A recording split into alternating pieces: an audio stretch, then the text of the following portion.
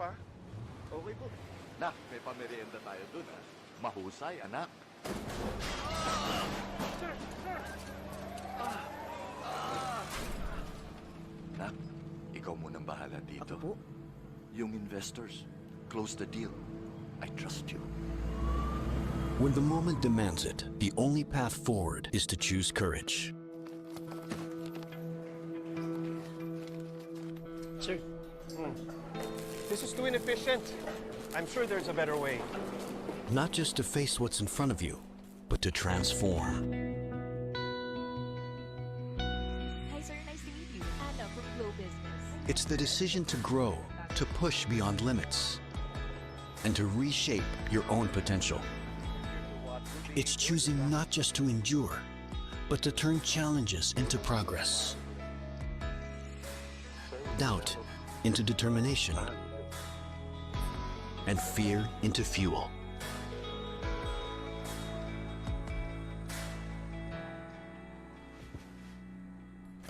Nak? Kamusta? Pa, you're supposed to be resting. Something wrong at the plant? Kakayanin naman po. I've got a lot of help behind me. That's good.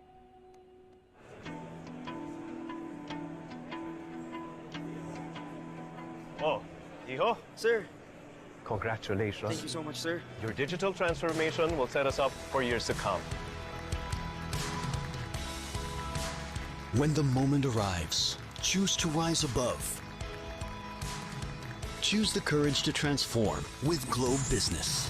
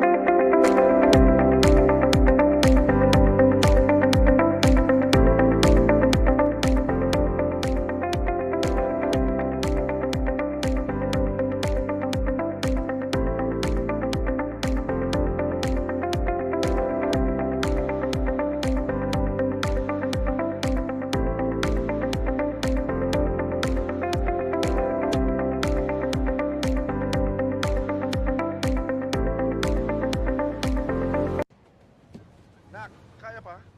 Okay po. Nak, may pamerienda tayo dun, ha? Mahusay, anak. Sir! Sir! Nak, ikaw munang bahala dito. Ako po? Yung investors, close the deal. I trust you. When the moment demands it, the only path forward is to choose courage.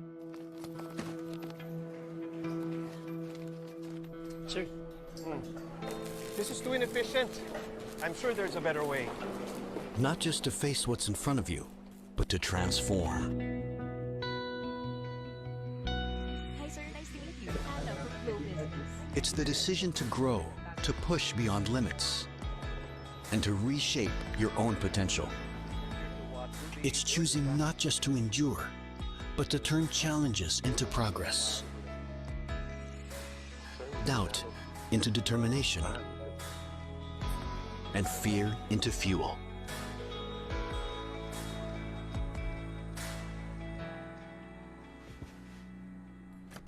Nak?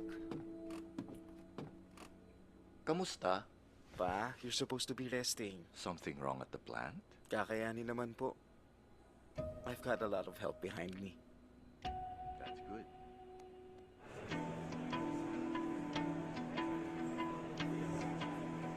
Oh, hijo, Sir, congratulations. thank you so much, sir. Your digital transformation will set us up for years to come. When the moment arrives, choose to rise above. Choose the courage to transform with Globe Business.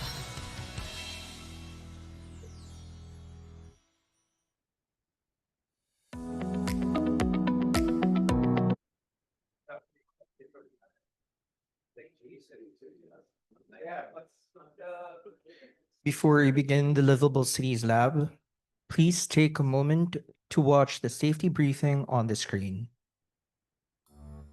Your safety is our priority. This video will guide us on what to do in case an emergency happens while we are in AIM. In case of fire, follow the race procedure. Rescue anyone in immediate danger. Alert others by activating the alarm system and use fire extinguishers if safe to do so. Contain the fire by closing the door if you're the last person to leave the room, and evacuate the building using the nearest exit. Remember, do not use the lift or the elevator. In case of earthquake, execute drop, cover, and hold. Drop under sturdy desk or table, cover yourself, and hold on. Be alert, and watch out for falling objects. Once the shaking stops, exit the building and follow your evacuation plan. You are on AIM 3rd floor. From here, we have 3 exit stairs. Find the nearest exit and follow the stairs until you reach the ground level. Our evacuation area is at the employee parking along Gamboa Street. Once you are out of the building, do not go back. Wait for our instruction if it's safe to return or not. If you're hurt or injured, or know someone in need of medical attention, there will be medical personnel at the evacuation area and they will help you. If you have other concerns, you may approach any of our security personnel and they will assist you. Thank you for your cooperation. Stay safe, everyone.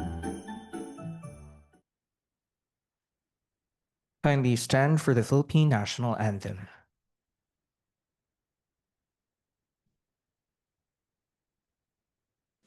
Mga kababayan, ang pambansang awit ng Pilipinas.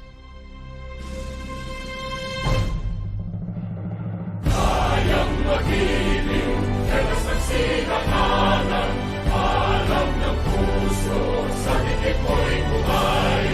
Lupang hinirang, tuyang ka ng magiting, sa manlulupin, di ka pasisigil, sa nagatang tutok sa simoy at sa langit ng bagaw, ay hinatang tulang awit sa pagkayang minamahal. Ang isang ng matawad mo'y tagumpay na nag-iindig, ang bituin at araw niya kailan pang ay di magdidinig. Luman ang araw ng walang pagsinta, mo'y langit sa piling mo. Ang inigaya na pagkay mga amin, ang mamatay ng dahil sa'yo. You may take your seats. Please focus on the screen for some key reminders. Reminders for on-site guests. Please put your phone in silent or vibrate mode. Maintain silence while speakers are presenting and the panel session is ongoing. Live questions may be asked during the panel discussion. Kindly use your designated gooseneck microphone. State your name and affiliation, then your short and direct question. Please do not forget to mute it after speaking. This lab will be recorded for documentation purposes. It is also available on our Facebook page. For Zoom and Facebook participants, please type in your questions via the chat box or comment section. Vote for questions you like by clicking on the thumbs up icon. To help us improve our labs, please answer the feedback form. You may request for a certificate of attendance by answering the form. Thank you everyone for joining us for our fourth Livable Cities Lab of the year. We are excited to have you here as we explore and discuss how to transform the Philippines' waste crisis into opportunity through innovation and collaboration.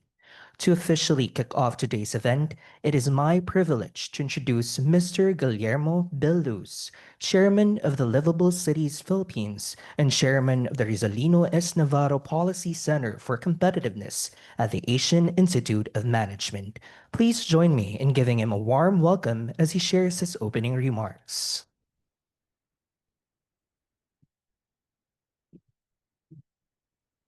Thank you and good afternoon, ladies and gentlemen, and welcome to our fourth Livable Cities Lab of the Year. And if I am not mistaken, our 60th Livable Lab series running back several years. So I know a lot of you are regulars here at Livable Cities Lab, and we've seen you here on more than one occasion. And if you're like Rick Samaniego here, probably close to 60 of the Livable Cities Lab. So welcome to Rick and to all of you. To our distinguished speakers, guests, and participants joining us here on site at the Top Serve Case Room, and those tuning in via Zoom and Facebook, thank you for being here today. This event is made possible through our partnership with the League of Cities of the Philippines, Globe Telecom, and Coca-Cola Philippines. Our topic today is something I think we can all relate to. It's waste. And our cities are grappling with this urgent issue, the escalating waste crisis. The Philippines produces more than 61,000 metric tons of trash every day, overwhelming landfills, polluting our oceans with plastic, and endangering both public health and the environment. This year's theme, Sustained Possibility, Enabling Cities of the Future, reflects our mission to equip cities with the tools, knowledge, and partnerships needed to turn this crisis into opportunity. By embracing the circular economy, we can transform waste into jobs, resources, and cleaner communities, building a future where nothing goes to waste and everything holds value. Despite laws like the Solid Waste Management Act, our cities struggle with overflowing landfills, polluted waterways, and inefficient systems. I might add that all this waste is contributing massively to our floods that we have been experiencing these last few weeks. The question isn't just about disposal. It's about equity, resilience, and reimagining waste as a resource rather than a crisis. As climate change accelerates and cities grow, transitioning to a circular economy is no longer optional, and its principles have become non-negotiable pillar of sustainable development. For Philippine cities, addressing the waste challenge is essential to public health, economic growth, and environmental resilience. It demands multi-sectoral collaboration, from policy enforcement and infrastructure investment to corporate innovation and community-led solutions, ensuring no resource is wasted and no community is left behind. Today's lab, Transforming the Waste Crisis into Opportunity, will spotlight scalable solutions from tech-driven waste tracking to community upcycling and corporate extended producer responsibility programs, or EPR programs. We'll explore how policy, innovation, and collaboration can close the loop, creating jobs, reducing pollution, and securing a sustainable future. We're honored to welcome an exceptional panel of speakers and experts today. They will all be properly be introduced by Yenny, but let me just call each of them out. Dr. Oga Orolfo, Director of Foreign Assisted and Special Project Service at Department of Environment and Natural Resources. Engineer Neil Dominic Careo, Project Development Officer of Legazpi City, who will be connecting in via Zoom from Legazpi. Attorney Marc Anthony Cox, Director for Stakeholder Relations at Coca-Cola Europacific Aboitiz, Philippines. And so To officially begin today's Liveable Cities Lab, I'm pleased to invite our Program Director, Ms. Yenny Gonzales, to the stage. Yenny will introduce our first distinguished speaker and set the tone for our important discussions on transforming waste into opportunity. Thank you.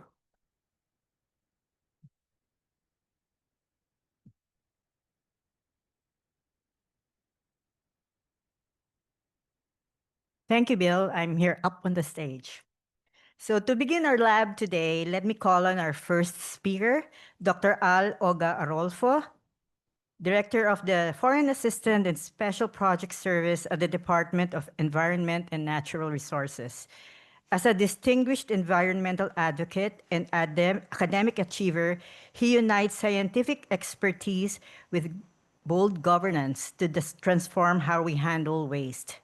With 3 decades of multi-sectoral experience, and I was teasing him earlier that he started when he was 12 years old, from crafting protected area management plans to spearheading Boracay's rehabilitation, Dr. Orolfo has pioneered ISO-certified green practices, marine conservation initiatives, and circular economy models. His groundbreaking work on medical waste management combines policy with grassroots engagement. Today, he'll share insights on medical waste matters, ensuring health beyond hospitals, discussing Philippine healthcare and mercury waste management project to improve hazardous waste management and reduce toxic emissions nationwide. Let us welcome Dr. Orolfo.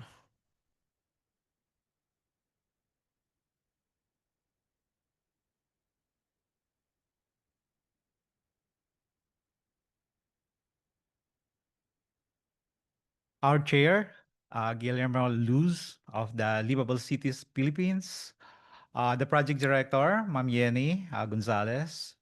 Yes. And of course, my resource person this afternoon, Attorney Marc Cox from Coca-Cola as the Stakeholder Relations Director. And of course, my kababayan from Legazpi City, Engineer Dominic Careo. I think he's going to present later on a project that we implemented in Legazpi City. So to the rest of the participants and of course other officials here, good afternoon. Today I will share our work under the Philippine Healthcare and Mercury Waste Management Project, an initiative to safeguard both our health and the environment by addressing healthcare waste challenges in the country. The healthcare sector is growing at a very rapid pace, resulting in tremendous increase in the quantity of healthcare waste generated. Healthcare waste covers everything from diagnosis, treatment, immunizations, and related research.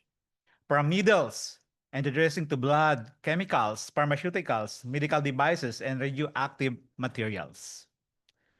With hazardous healthcare waste increasing by 20.19% in the last 5 years, with a generation rate between 1.13 to 1.31 kilogram per bed per day. If you remember, the recent global COVID-19 pandemic has further intensified this challenge, leading to a significant increase in the generation of infectious and hazardous waste. The management of healthcare waste in the Philippines was already under strain prior to the COVID-19 pandemic. The pandemic further exposed systemic challenges that must be addressed to ensure environmentally, socially, and economically sustainable waste management. We have categorized the barriers into 4. Now, let me go to these 4 barriers one by one. Institutional and regulatory means lack of coordination among agencies, undocumented storage and disposal of mercury-added products, and non-reporting of infectious waste treatment and disposal. Second, the technology and practice means limited application of the best available techniques and best environmental practices, or what we call as the BAT and BEP, for hazardous healthcare waste management. Third is the capacity and awareness. Low awareness of the risks associated with unsound waste management and insufficient technical knowledge among service providers. And number 4, financial. It refers to our limited access to green financing. For this reason, the Global Environment Facility, or the GF7 project, reduction of unintentionally produced persistent organic pollutants and mercury through an environmentally sound approach on healthcare waste management in the Philippines, it's quite long, otherwise known as the Philippine Healthcare and Mercury Waste Management Project, was created, aiming in particular to address these challenges by implementing targeted interventions under its three main components. Led by the DENR and the Environmental Management Bureau, the project aims to protect human health and the environment through the reduction of unintentionally produced persistent organic pollutants, or UPOPs, and mercury in the healthcare waste sector by promoting environmentally sound approaches to healthcare waste management. This initiative is made available through $4.88 million funding from the Global Environment Facility with technical support from the United Nations Development Organization, or UNIDO, and project execution by Ban Toxics. The project will run for 5 years, from January 2024 last year until January 2029. For the selection of project sites, the following areas were considered: number of COVID-19 cases, lack of treatment, storage, and disposal, or TSD facilities, specifically Category A, which means these are the on-site treatment facilities, B, thermal treatment facilities, and E, chemical treatment facilities. For M501 waste or infectious waste in the region, or the treatment capacity of TSD facilities that could not accommodate the infectious waste generated per day. So these are the regions that we selected. The National Capital Region registered the highest COVID-19 cases. Moreover, it's three TSD facilities having a total treatment capacity of 58 tons per day cannot accommodate the 404.7 tons daily generation rate. Let's go to Region 2. Region 2 does not have a single treatment facility. M501 waste are stored in septic vaults. Most of the hospitals send waste to Region 3, NCR, or Calabarzon for treatment. And for Region 8, there's no facility to treat M501 waste in the region. The existing TSD facility is Category F, or storage facility, that collects M501 waste for temporary storage prior to treatment and disposal in Calabarzon. Other hospitals have their waste collected and treated by a TSD facility based in Region 7 or Central Visayas. Moreover, the project goes beyond hospitals, having local government units, TSD facilities, small businesses and manufacturers, and more importantly, the surrounding communities or our beneficiaries and partners.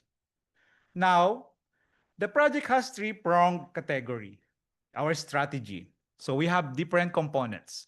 Component 1, unintentionally produced POPs, focus on the release and reduction in the healthcare waste sector. Component 2, management of the mercury-added products or MAPs and mercury waste in the healthcare sector according to the Minamata Convention on Mercury, since the Philippines is one of the signatory country, and the Philippine National Action Plan for MAPs phase out. And finally, component 3, we would like to focus here more because it requires capacity building and awareness raising. Now, component 1 aims to reduce UPOPs released in the healthcare waste sector, which can be achieved directly or indirectly through policy formulation and creation of standard rules, procedures on mercury management and on minimizing release of UPOP through the development of clean production and circular economy guidelines for reusable PPE and by demonstrating BOT and BEP technologies for its CW. In compliance with the Minamata Convention on Mercury, Component 2 will support the country by assessing the implementation of the 2010 Philippine National Action Plan on Mercury Waste Management and by updating the Philippine Minamata Initial Assessment. Moreover, this component will look into the existing policies relative to MAPs, phase out, and environmentally sound management of mercury waste. Furthermore, this will support the institutionalization of inventory and monitoring system of MAPs and mercury waste emissions and releases. Component 3 aims to enhance the capacity of policy actors to implement policies and plans on environmentally sound management of infectious and hazardous, as well as to increase stakeholders' awareness on the proper handling of these waste types. This could strategically be achieved through the development of training modules and incorporation to the educational system, conduct of broadcasting and awareness, raising activities, and enhancement of the knowledge management system. The project, on its early stage of implementation, as part of our strategic intervention, we stabilized first the operation and functionality of the project management unit, or what we call as the PMU, which is being administered by the DENR's Environmental Management Bureau with the assistance of our long-term partner, the Ban Toxics Incorporated. So these are the people in the picture. Partnerships were then made with a certain local government units such as the City of Ilagan, a Development Bank of the Philippines, international groups such as the Nomura Koshan, and the Ministry of Environment Japan, and healthcare and TSD facilities, specifically in the Quirino Memorial Medical Center, Cagayan Valley Medical Center, Eastern Visayas Medical Center, Metro Clark Waste Management Corporation, EnviroCare, Integrated Waste Management Incorporated, who all pledge to counterpart financing in support to the implementation of the project. This was further strengthened with the issuance of the Special Order number 2024877, which formally created the Project Steering Committee and Technical Working Group, composed of officials and technical representatives from the DENR, Department of Health, Department of Interior Local Government, DBP, UNIDO, who will guide the project towards its course. Moreover, through the execution of the MOA between DENR and DOH for the co-implementation of the project, we targeted this to be formalized within the year. We envisaged a more effective and efficient systems project implementation and a timely and impactful achievement of its objective. As I mentioned a while ago, coordination among national government is one of the barriers. So I think with this MOA, with DOH, we'll have more robust coordination. To ensure that the science-based solutions are effectively applied, the project is expanding its technical team through the procurement of additional experts. Currently, our experts are policy development, knowledge management, and web development. I think our Sir Rick Samaniego will be happy because we now have web development as well.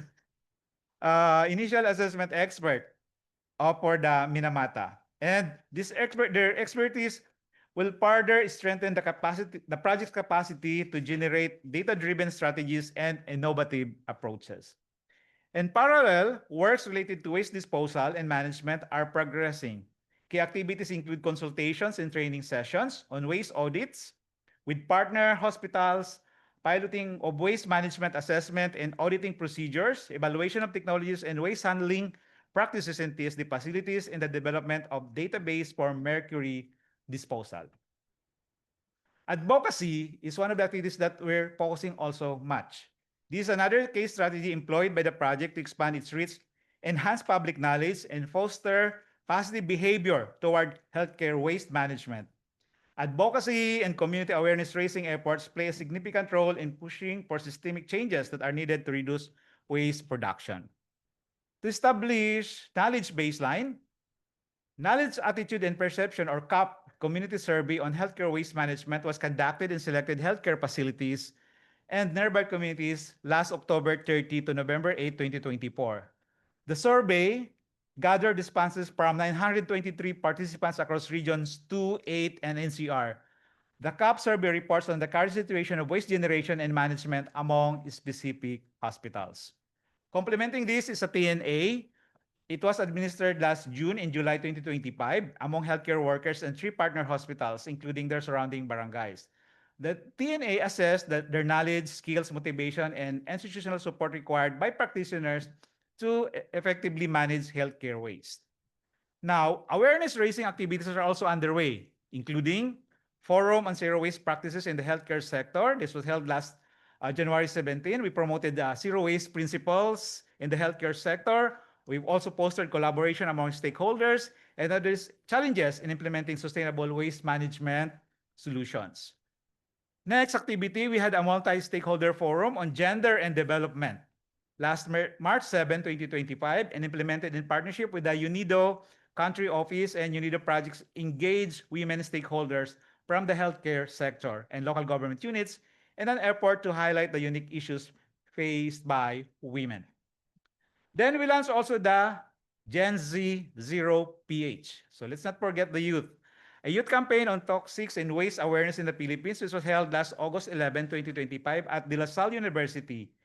We engaged the youth organizations and institutions in leading awareness campaigns and community-based actions that promote environmentally responsibility and nature generation of informed, empowered advocates for toxics-free, waste-free future as well. Toxics Free Schools program, which highlights issues related to mercury, plastics, and other toxic chemicals, and also empowering school communities with the knowledge and skills needed to reduce their use and manage them safely. Next is the radio exposures and press releases to broaden project's reach. At the onset, we have already established connections with 44 media outlets all over the country, 5 of which were radio stations, 2 networks. Then project continues to get good media pickup as well. So kindly help us by doing some hashtags. For example, the national workshop on January 1, 2025 was even featured at as the banner story and headline of Business Mirror last February 16, 2025. In addition, a formative evaluation and planning on implementing effective awareness-raising activities is in progress. This involved 2 phases, formative evaluation and planning based on the findings of the evaluations. The results will directly inform the development of targeted communication plans for the project. Now, beyond its direct environmental and health benefits, effective healthcare waste management also presents socioeconomic opportunities.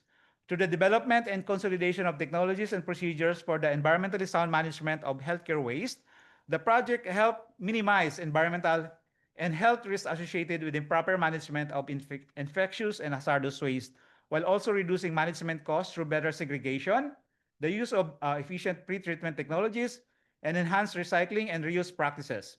These improvements also create new job opportunities, so more green jobs, expanding the sector's capacity to manage hazardous and infectious waste.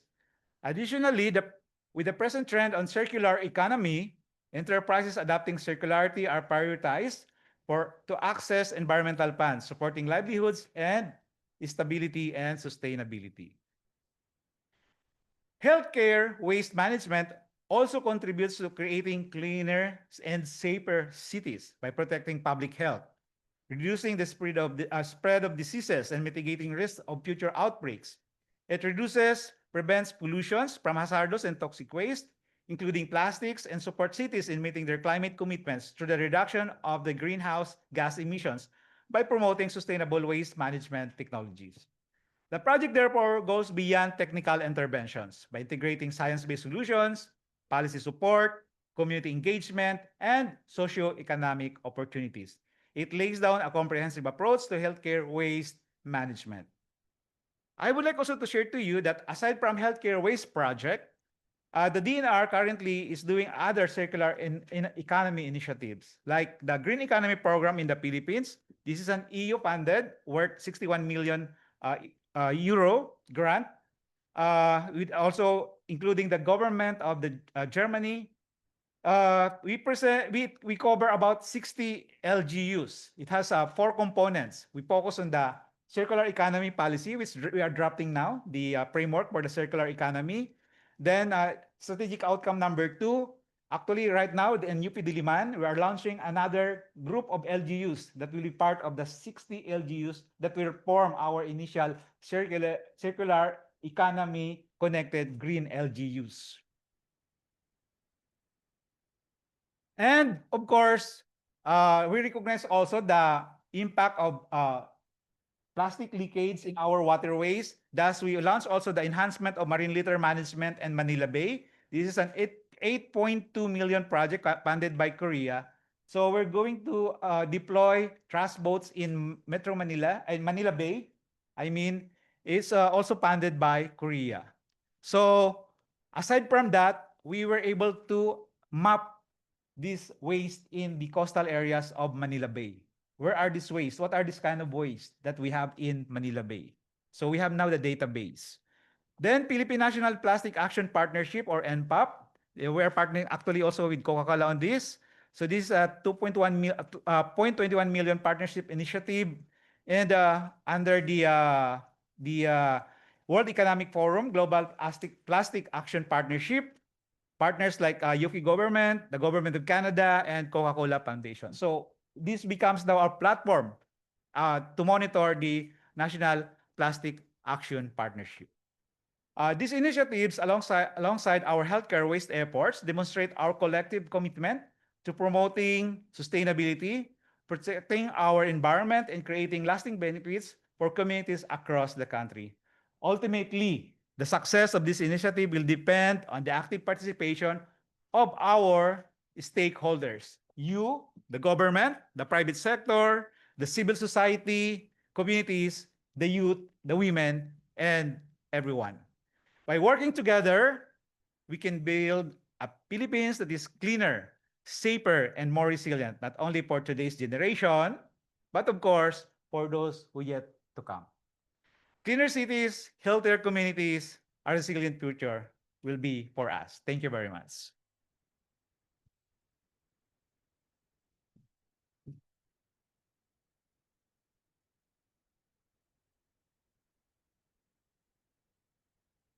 Thank you very much for your presentation, Dr. Orolfo. Your presentation reminds us of that healthcare waste is more than a technical problem. It affects public health, the environment, and even our economy. What's important here is to focus on reducing harmful pollutants and mercury, while also raising awareness and building capacity across sectors and generations. So I belong to the Gen Z. The multi-sectoral stakeholder approach is key. By involving government, healthcare, private sector, and the communities, the project has the potential to change systems, not just practices. It carried forward and institutionalized. It can also leave a lasting impact, helping create cleaner cities, healthier communities, and a more resilient future, as she said earlier. For those who are joining us via Zoom and Facebook, please feel free to use the Q&A box in the Zoom or the comment section of the Facebook Live so we can answer them during the panel discussion earlier. And for those who are joining us here at the AIM, please feel free to ask the questions later during our panel discussion. Now, may I introduce our next guest speaker, who is joining us via Zoom from Legazpi City. We are pleased to welcome Engineer Neil Dominic D. Careo, the Project Development Officer from the City Environment and Natural Resources Officer of Legazpi City, a chemical engineer and biodiversity expert. He brings 6 years of experience implementing circular economy solutions in urban development. As a UN Habitat focal person for the Healthy Oceans Clean Cities Initiative, he developed Legazpi's Smart Waste Management System and co-authored their Marine Litter Action Plan, demonstrating how technology can drive sustainable governance.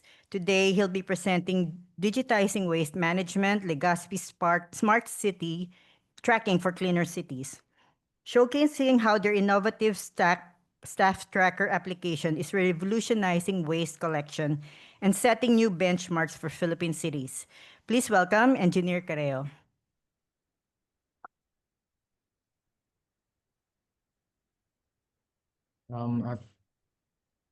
Thank you po, ma'am, for the very warm introduction. Can you see my screen po? Yes po, Engineer, we can see it. All right, so marahay na hapon po from the city of Legazpi, especially to my fellow presenters, my fellow kababayan, Director Al Orolfo, and to Attorney Marc Anthony of Coca-Cola. So first, I'd like to thank the organizers of this 4th Liveable Cities Lab. It's an honor to share Legazpi City's experience on digitizing waste management, especially how we use smart tracking to optimize our waste collection and transport system in our city. Just to give you a brief background of Legazpi City's profile, our city is home to more than 200,000 Legazpeños based on the 2020 census. It is Bicol's center for transportation, commerce, tourism, education, and even health services. We have 45 urban barangays while the other 25 are situated in the northern and southern part of the city. On an average day, our city is bustling not just with residents, but with visitors, students, and traders coming from neighboring towns of the first and second district of Albay. As with many growing urban cities in the Philippines, Legazpi also faces the challenges of rapid urbanization. The more people and activities we host, the more waste we generate. This means increasing pressure on our collection systems, and unfortunately, it also leads to plastic leakage into our rivers and seas. Now, what makes our case even more complex is that Legazpi is a hazard-prone city. We live in the shadow of Mayon volcano, which makes us highly vulnerable to volcanic activity and lahar flows. We also experience landslides, flooding, and even storm surges during typhoon season. So why is it important when we talk about waste? Because whenever disaster strikes, unmanaged or uncollected waste can clog drainage systems, worsen flooding, and even end up in our rivers and coastal areas. So for example, during heavy rains or floods, plastics from urban barangays and coming from the adjacent LGUs can easily get washed into the sea, specifically into the Albay Gulf. So in 2021, a waste analysis and characterization study using the WasteWise Cities tool from UN Habitat was conducted, and we found out that approximately 119 tons of plastics leaked into the river and coastal systems here in Legazpi City. And in another study conducted by Relato et al. In 2020, microplastics were also detected along the downstream side of the Macabalo River.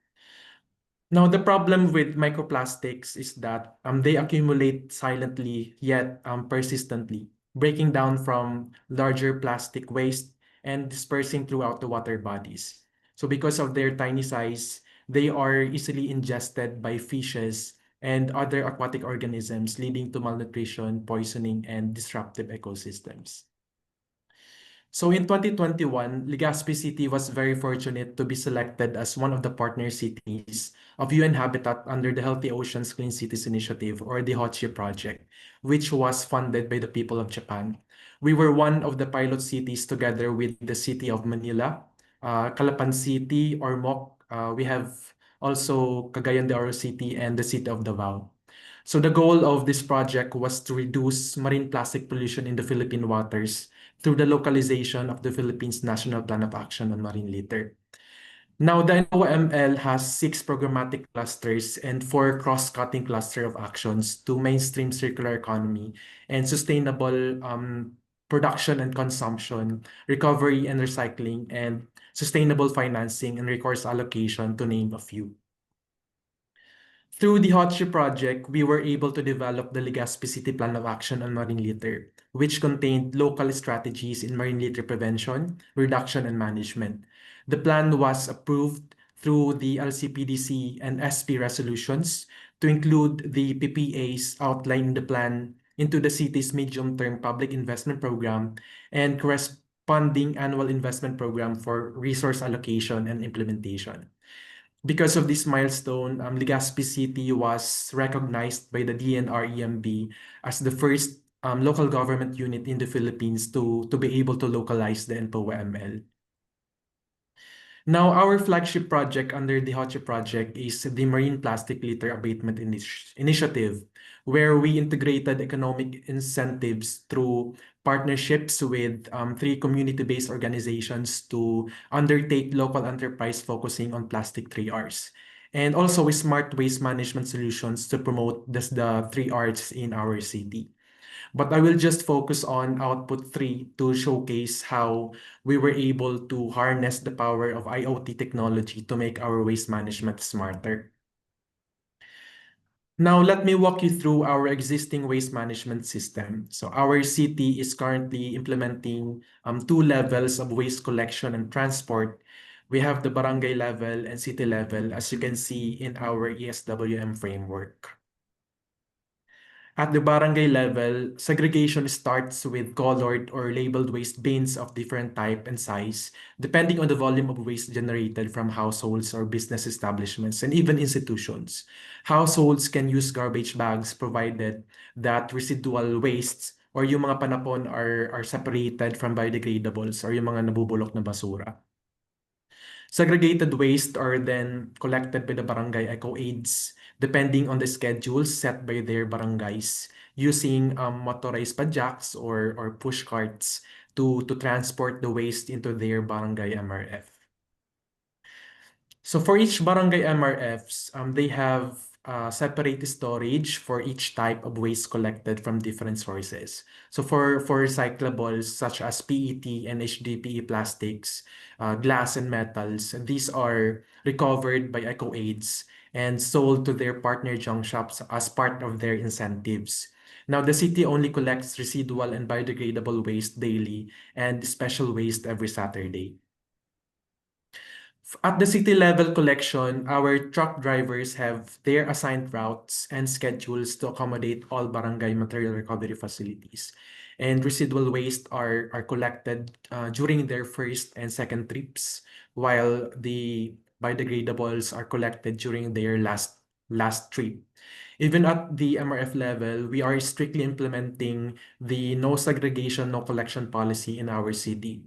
So our trucks will only collect segregated waste from barangay MRFs. So there are instances where eco aids conduct final sorting just to comply with our collection policy. So for biodegradables, these are transported to our sustainable composting facility for processing into compost and distributed to our local farmers and private businesses at a minimal cost. Now for our residual waste or yung mga panapon na basura, Legazpi City has a Category 2 sanitary landfill facility to accommodate residuals from the barangays and business establishments requesting for a permit to dump. But despite of having these structures in place, we still encountered significant gaps in the current system. So take, for example, collection routes were inefficient.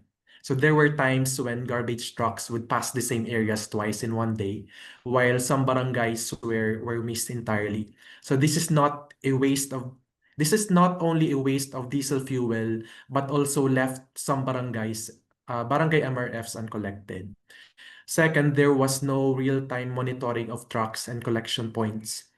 If a truck broke down along the way, the city had no immediate way of knowing, and rescue would take some time. And our waste data was also very, very limited prior to our SWMS system. We only had rough estimates of how much waste was being collected, but we could not break it down per barangay, per route, or by waste type. So we had challenges in terms of baseline waste data at the barangay level as basis to support planning or resource allocation. These gaps eventually led to increased risk of waste leakage into waterways. So what started as a collection issue at the barangay level could become a marine litter problem affecting the entire city. Now, what if waste collection could be as smart as the apps we use every day? So that's when we introduced the Smart Waste Management System, or the SWMS.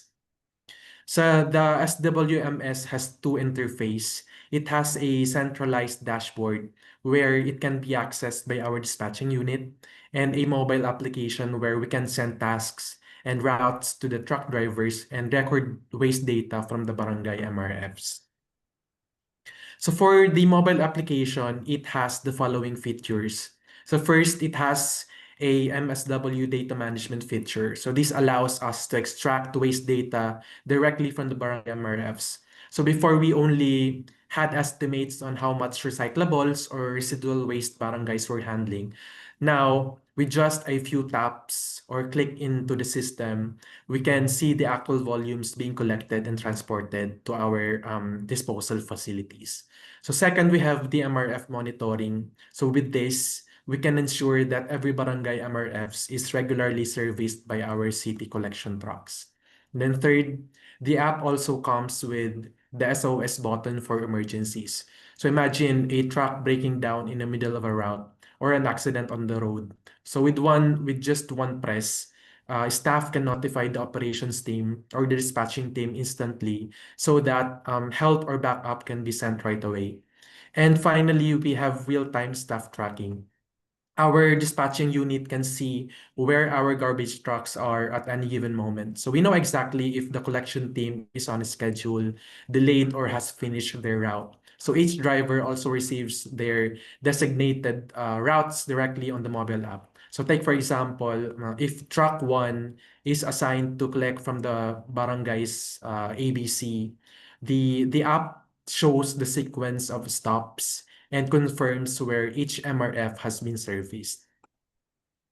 So for the SWMS dashboard, it has 3 main menus. So the tracking menu where we can track our collection trucks on the map in real time and get complete trips history. And it also has a task function where we can schedule tasks and designate customized routes to drivers and control their implementation. And it has a fleet management as well to control our vehicles. So let's take a look at the next slide for a short demo of the SWMS dashboard. I don't know if the sound will play.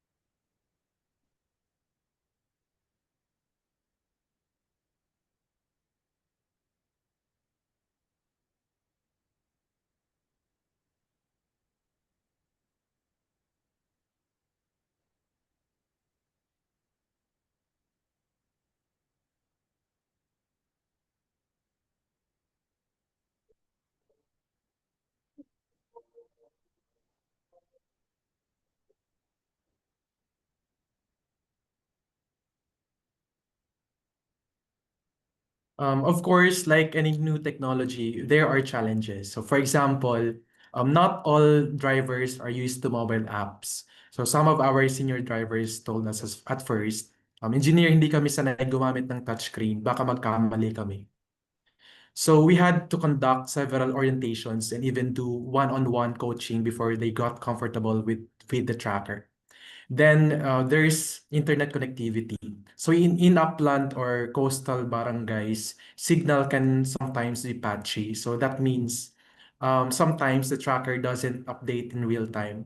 In those cases, we had to put in backup protocols so that data is still logged once the truck reaches an area with a better signal. And of course, data accuracy. So in the early months of the operation of the SWMS, there were cases where the app recorded incorrect volumes of collected waste because the inputs weren't standardized. So we oriented the eco managers on the proper recording of waste at the MRF level. But the opportunities are very game-changing. So optimized routes mean lower fuel costs and less greenhouse gas emissions. So we have recorded an estimated monthly average of around 23% decrease in fuel consumption in 2024 from 2023 baseline because the route is smarter with no unnecessary side trips. So this translates to around 7.98 tons of carbon dioxide equivalent in terms of GHG emissions monthly GHG reduction from fuel combustion and an annual savings of around 1.8 million pesos in fuel cost. Now, with regular monitoring, we ensure our MRFs don't overflow. So before, some barangay MRFs would pile up for days due to irregular collection. Now, because the dashboard shows us which MRFs are due for collection, we can immediately dispatch trucks before spillage happens.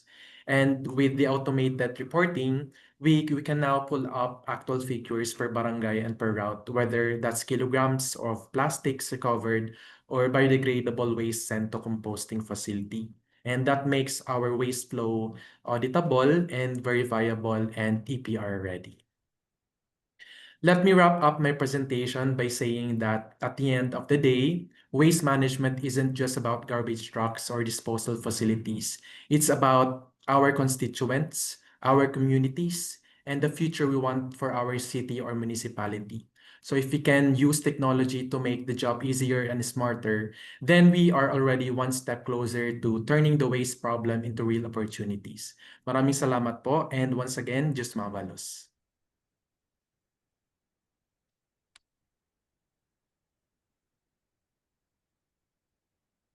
Thank you, Engineer Careo.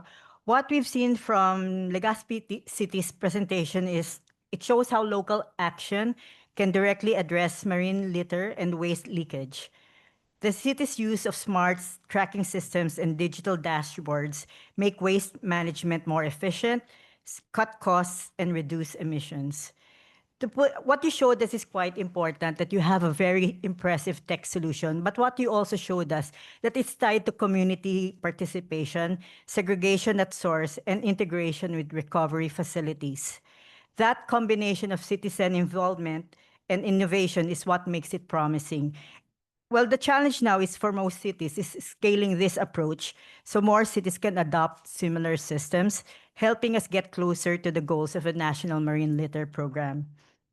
So our final speaker, it's my honor to introduce Attorney Marc Anthony Cox, the Director for Stakeholder Relations at Coca-Cola Europacific Aboitiz, Philippines. A seasoned legal and corporate affairs executive, he bridges business strategy with circular economy solutions across multiple industries.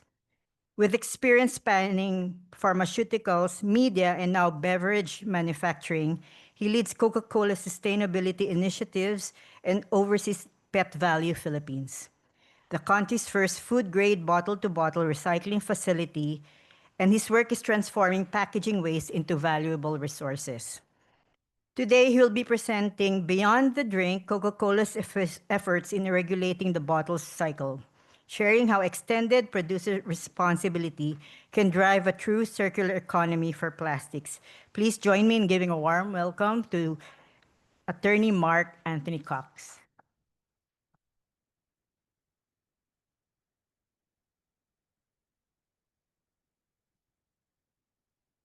Thank you, Yenny. Hi, Bill. Ma'am Yenny. Sir Bill, Dr. Al, I know it's, what time is it? 3 o'clock, but as we always say in our office, good morning, whatever time of day. So, good morning, everyone. Happy to be here this afternoon to share what we're doing at Coca-Cola when it comes to plastic waste, circularity, how it's been with the EPR, and how we plan to involve communities and partners towards the goal for circular economy for plastics packaging. It's good to see new faces and familiar ones also. I see my friend George here. He's a good advocate also of sustainability for the industry. And I know we have participants also online. So I'd like to make mention, and I told her, shout out sa kanya, to my Zoom buddy, my colleague, Attorney Seth, who is online. So those who will be fielding in questions online, Attorney Seth Agustin from our office will be the one to take on those questions. She's our sustainability manager. Okay, so for my presentation today, can I start with the slides now?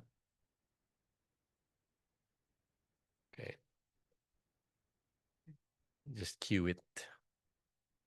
I'll introduce the company or give some info about the company, share about the total sustainability initiatives that we have, and then focus on packaging, some insights on EPR, and share what we're doing with partners and the communities to scale up our efforts towards circularity with plastics packaging.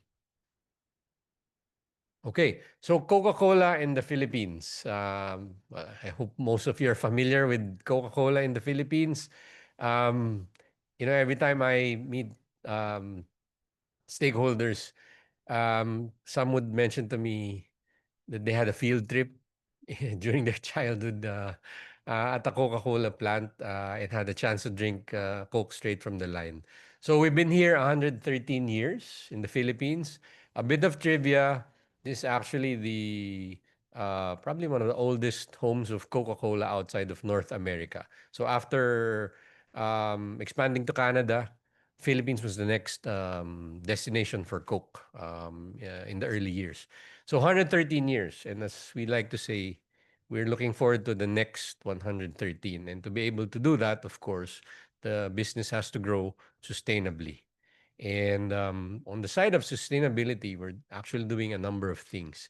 So just highlighting here a few. Water stewardship, very, very important for us as it's key ingredient in the manufacture of the beverages. Energy and carbon emissions also very, very important for us as we move to transition to a higher percentage or a higher share of clean and renewable energy for all our manufacturing sites and big facilities. So we started that a few years ago, and we are continuing to advance efforts on that one. At the bottom part of the screen, you will see more information on packaging. Interesting point also with the Coke business in the Philippines, as compared to other Coke markets, approximately half of the Philippine Coke market is serviced in returnable glass bottles. So these are the ones that you still see mostly available in sari-sari stores, carinderias. If you find it shocking that there's still a lot of Coke in RGBs or returnable glass bottles here, siguro that's because you get your Coke from a convenience store or a restaurant where it's usually in a PET bottle or a can. But for the sari-sari stores, which we call general trade, ano pa rin siya, returnable glass bottles. Returnable glass bottles, of course, it doesn't end up as waste because it's really collected. There's a deposit dun sa tindahan. But there are also challenges. I'd like to share this very briefly. We also face a lot of challenges when it comes to returnable glass bottles, particularly getting them back on time as quickly as possible and in a clean condition. Hindi siya nilagyan ng cigarette butts. You don't put any other substances there. You don't use it for reselling fuel, which we see sometimes in the roadside in the provinces.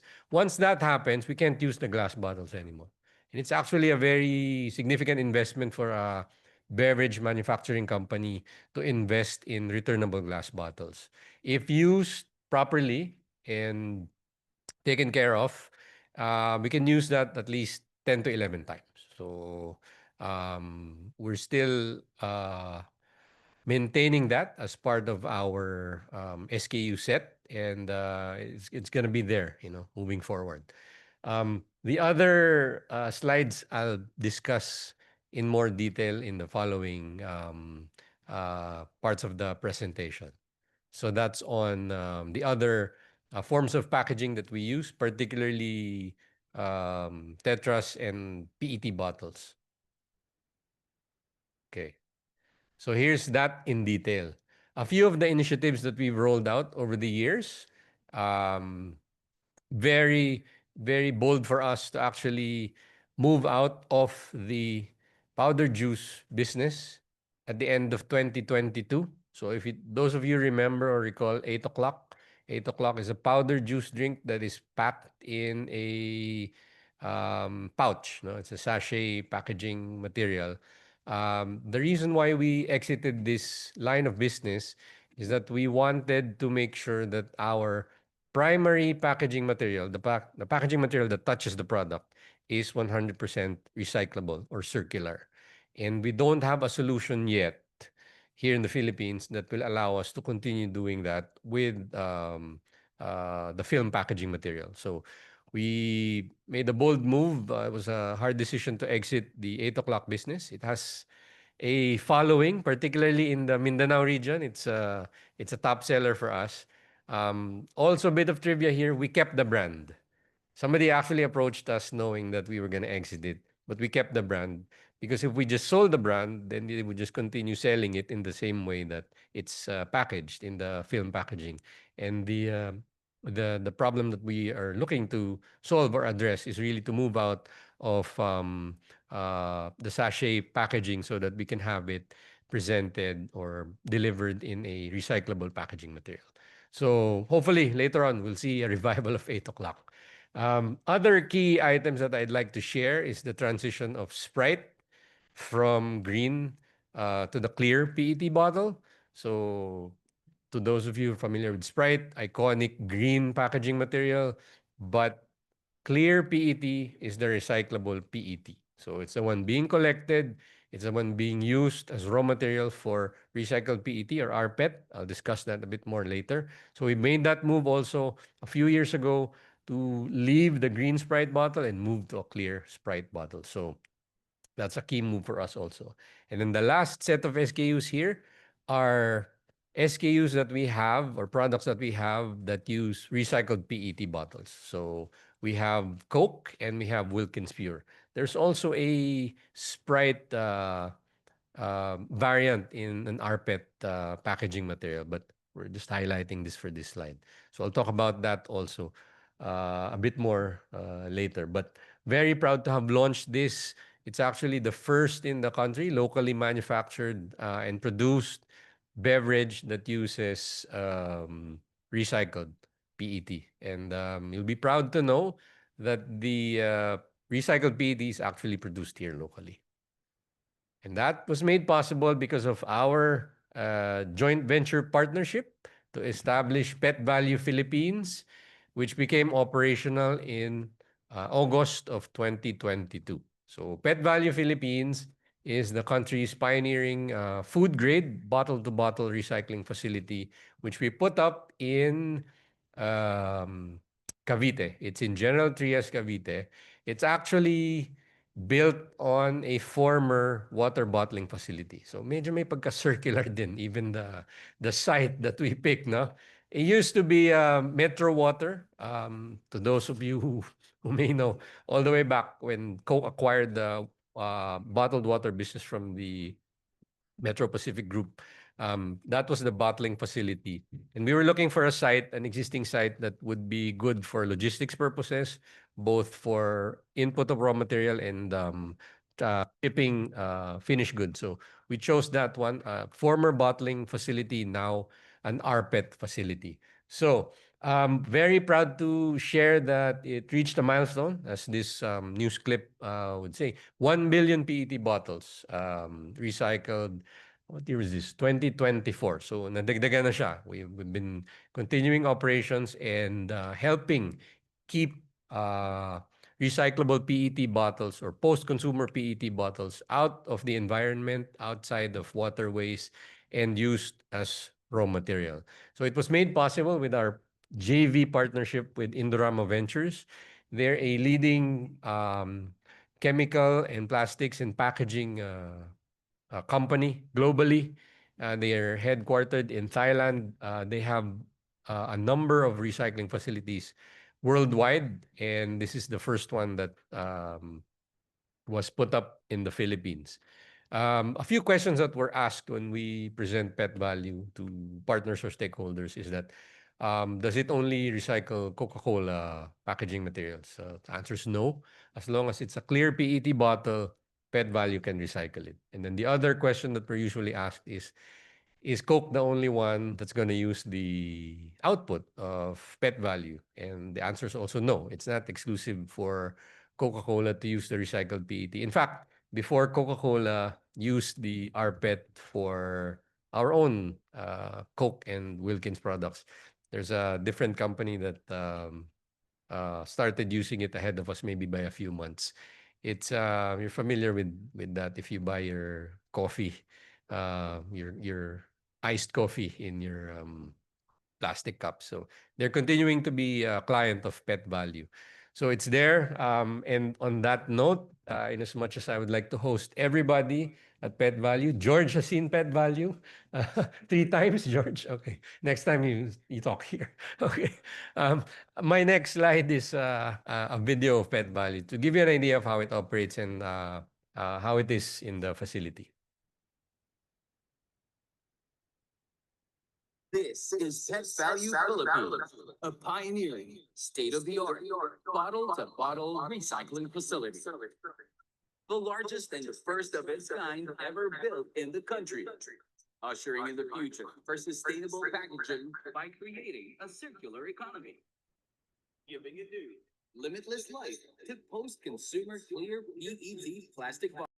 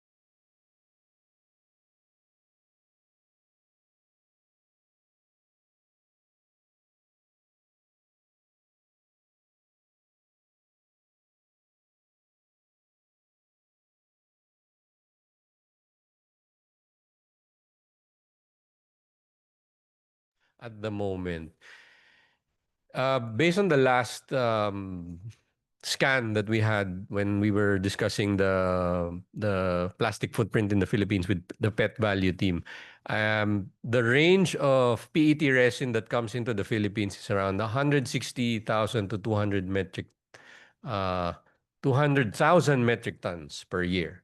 And Pet Value is able to process a maximum of only 20,000 metric tons per year. So only 10%. So there's really a big gap for infrastructure and technology that is existing in the Philippines at the moment. So with the EPR that we have, where obliged entities need to be responsible for the packaging, for their plastics packaging at certain percentages every year, then we really need more options like Pet Value and other recycling options, which George also and his company are bringing in. So it's an industry effort to be able to address this big problem. But how has it been so far? So I mentioned that's the PET universe, no, for the Philippines, 160 to 200,000 metric tons.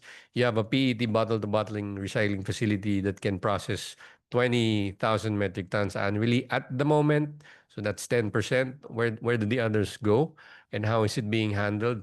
There's a lot of collection of PET in the Philippines, but most of it is being pre-processed here and then shipped outside to other applications outside of the Philippines, mostly for fiber manufacturing and other applications which happen in neighboring Asian countries. But what would we like to see for the EPR? We'd like to see it to be a more circular form of regulation, meaning to encourage the use of recycled content and recycled materials, such as rPET. So how can we translate the use of rPET or recycled material into EPR compliance is something that we're actually discussing with the DENR during the forums that they conduct on how to better guide obliged entities into compliance with the EPR law. Another item that is related to what I mentioned earlier is local diversion and recycling infrastructure. So as I mentioned, PET value is just one part of the available solutions that we have at the moment. But we need more because the EPR target in the Philippines started at 20% in 2023. Now we are at 50% target, meaning 50% of our plastic footprint is what we need to collect and have recycled or diverted into the recognized applications. Next year, it goes to 60. By the year 2028, that goes to 80%. So more obliged entities coming together with their efforts to comply and collect and recycle. We need more of the technology here locally so that we also don't need to rely on external options to be able to manage our plastic waste. And then also there's a lot of things that brands and manufacturers are doing, like information, education, communication campaigns, additional investments to help communities, to help manage plastic waste, putting up MRFs, sharing some machinery that will help manage plastic waste. These are also part of the efforts that we would like to be seen as recognized as EPR compliance. As to how that will convert to the EPR compliance is something that we are discussing with the DENR. And hopefully we can come up with detailed guidelines to operationalize this. Yun, my last bullet point here is that really it's 80% for 2028. It's a big number, and hopefully we have the infrastructure ready and available here in the Philippines to be able to do that when that time comes. Okay, so last part of my presentation is really what we're doing with our communities in Coca-Cola. So I mentioned earlier that we put up PET value. It started in 2020, inaugurated 2022, meaning joint venture signed 2020, operational 2022. But we knew that we needed to make sure that it had feedstock to process, because feedstock actually is something that you need to make sure that the recycling facility has to keep operating and to be able to produce the rPET. So in 2021, ahead of the inauguration of PET value, we launched a campaign called Tapon to Ipon, Basta Klaro Panalo. So we wanted to highlight here the recyclability of PET bottles and to assign a value to them, that they're a resource that should be set aside and brought to the proper recycling facility.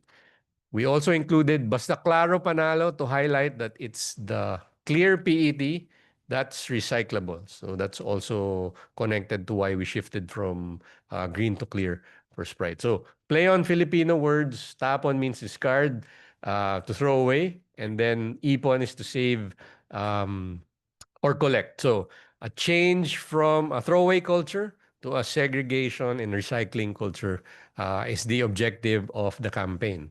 And we wanted to leverage our presence and our footprint in the Philippines and address a few points that we were made aware of when we were starting PET value. So a few points that we wanted to address: awareness, accessibility, and accelerating the process. So awareness. Filipinos have a very low awareness still of recycling, segregation, what is recyclable, what can be a raw material for recycling, what is a resource. So we try to use our presence, our reach, and our connection with our consumers to do this. Accessibility. Sometimes you want to participate, but you don't know how or where to bring it. So we started this campaign with so many sari-sari stores being drop-off points for collected PET bottles. And we wanted to incentivize our customers. So for every kilo or assigned weight of PET bottles or pieces of PET bottles that you would bring, regardless of brand, as long as it's clear, basta claro, you would be given a Coca-Cola product. So that reward system, we wanted to just kickstart the habit of collecting and segregating. So also another common experience for Filipinos is that you set aside and you segregate at home, but when the collection truck or the garbage truck comes, sama-sama na sila. Yes, like Ma'am was saying. So very frustrating for those who are segregating. So we wanted to utilize our partners across the Philippines to be able to do that and start a culture of segregation and recycling. And acceleration, of course, because we're behind, we are actually always at the top of the list of countries of sources of ocean pollution. So not a good list to be part of, but the problem exists and we're trying to come up with solutions that will hopefully move the needle towards the right direction. Okay, so just a few more set of slides for our Tapon to Ipon program. Again, I mentioned earlier, utilizing sari-sari stores as drop-off points and all across the Philippines with the objective of bringing all the collected PET to pet value. Our presenter earlier, Engineer Neil, highlighted a very important challenge that we have encountered when it comes to this initiative, which is collection and logistics. That's one of the very big problems when it comes to making a recycling facility successful. Because especially in the Philippines archipelago, so the setup, the transport of PET bottles is very costly. So you need to make sure that it's efficiently managed and strategically planned as what hopefully the app of Legazpi can inspire other LGUs also or other communities to be able to do that. It's very impressive what he also shared when it comes to it making a significant contribution to lowering GHG or carbon emissions because your routing is better when it comes to collection. So that's one of the challenges we've faced and we continue to try to address with partners. So moving on, we've had a lot of success with Tapon to Ipon and raising awareness about recycling and segregation in high traffic events across the country and partner with communities and LGUs. And also with accounts. So if you've seen this in some Shell stations, we are able to do this when there is a collection or an aggregator, collection partner or aggregator present in the community. We don't just want to give the bins there. We want to make sure that it's collected and shipped as efficiently as possible to pet value. A few success stories before I close. So this is in Batanes, very remote. The before picture on the left was pre-COVID. So our team visited Batanes pre-COVID and saw this, and it was really a depressing, a disappointing sight to see. So you have the ocean behind it, and there's a pile of plastic waste there. So what we did was to share with them, the local government, the provincial government of Batanes, that we were putting up a recycling facility. If they can help segregate it, then we can get it off the island and brought to pet value. So during COVID and before pet value started, we asked them to segregate it. So we got it off the island and it's been brought to pet value and we're able to recycle it. We are due to come back again to Batanes and hopefully the Eco Center, which is the name of that facility, is better now. Hopefully in our next presentations, we can share a picture with the grounds re-greened already or with new greens already. So this is over in the north and this is over in the south of the Philippines. This is in Davao del Sur. You can see the amount of PET bottles there. And Davao del Sur is an interesting partner for us. We actually got introduced to them because they were enacting a regulation to prohibit the use of PET bottles. So once we heard about it, because we were called to a public consultation, we shared with them that we were putting up pet value and that we have a solution to recycle PET bottles. What we needed them to do was, again, to segregate it, prepare it for shipment, and now we've taken it off their hands and have it recycled at pet value. All right, so I think that, this slide concludes my presentation. I wanted to end by sharing that, as what the other presenters have shared, there's a host of solutions and there's a lot of efforts that everybody's doing right now to help manage plastic waste. And I just wanted to commend our team at Coca-Cola for always going out there. If you saw the slide earlier, our sales team has a battle cry actually: sell more, collect more. So it's really everybody's job for us to be able to manage and push sustainability and circularity with our communities, with our customers, with our partners. So they go out there, they try to find solutions. If there's no one size fits all. That's our learning. There's no one size fits all solution, but we try to study and work with what we have and with the communities. And also a very good insight that we've had when it comes to sustainability. When you present sustainability to partners, nobody says no. Nobody says, "No, I don't want to do sustainability." No, you won't hear that. So the challenge is actually to find a solution for each community, what would work given the resources available there, and make sure that it goes to solutions that are more circular. So again, thank you very much, and good afternoon.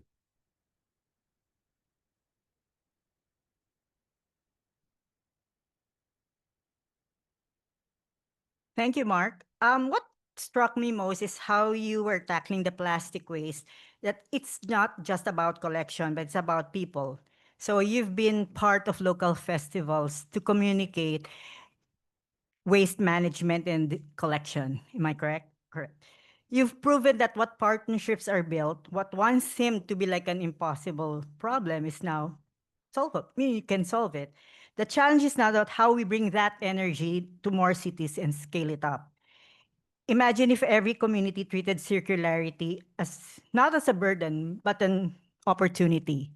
So that's when we move from small wins to real systemic change. So as you said, create a culture, kickstart a habit. So let's kickstart it now. Now, it's an honor that we are joined by Vice Mayor Chi, may I call you Chi Atienza, who is representing Mayor Isko Moreno, City of Manila. She's here to give us a short presentation or speech on what City of Manila is doing for turning waste crisis into an opportunity. Unfortunately, she can't join us during the panel discussion because, as you know, in the news, the City of Manila is quite busy.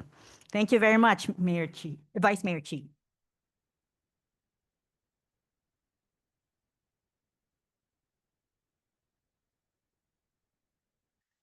Good afternoon. And I'm sorry if I am late. I just had to go to Tondo before coming here because there was a big fire and we had to attend to it. Nevertheless, I was requested by the mayor to represent him, given that he is still fixing a lot of problems in Manila. But it's also very timely that I was asked to speak in front of you because I just returned from a trip from Kuala Lumpur to represent Manila, since we will be hosting the ASEAN 2026. And the theme of what I had to talk about there was also about waste management and how Manila tackles this problem.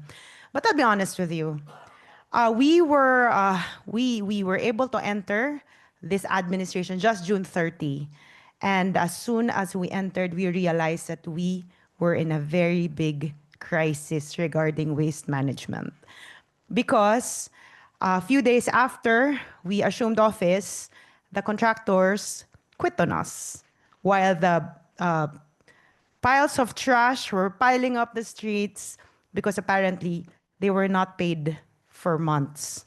And the previous contractor was not paid for years, which explains as to why they had to retract their contract with us. But nevertheless, given that my mayor, your Miss Moreno Domagoso, is a very progressive leader and he does not back down from challenges, what he did was he used it as an opportunity to inspire all the Manileños to work together to be able to fix this crisis.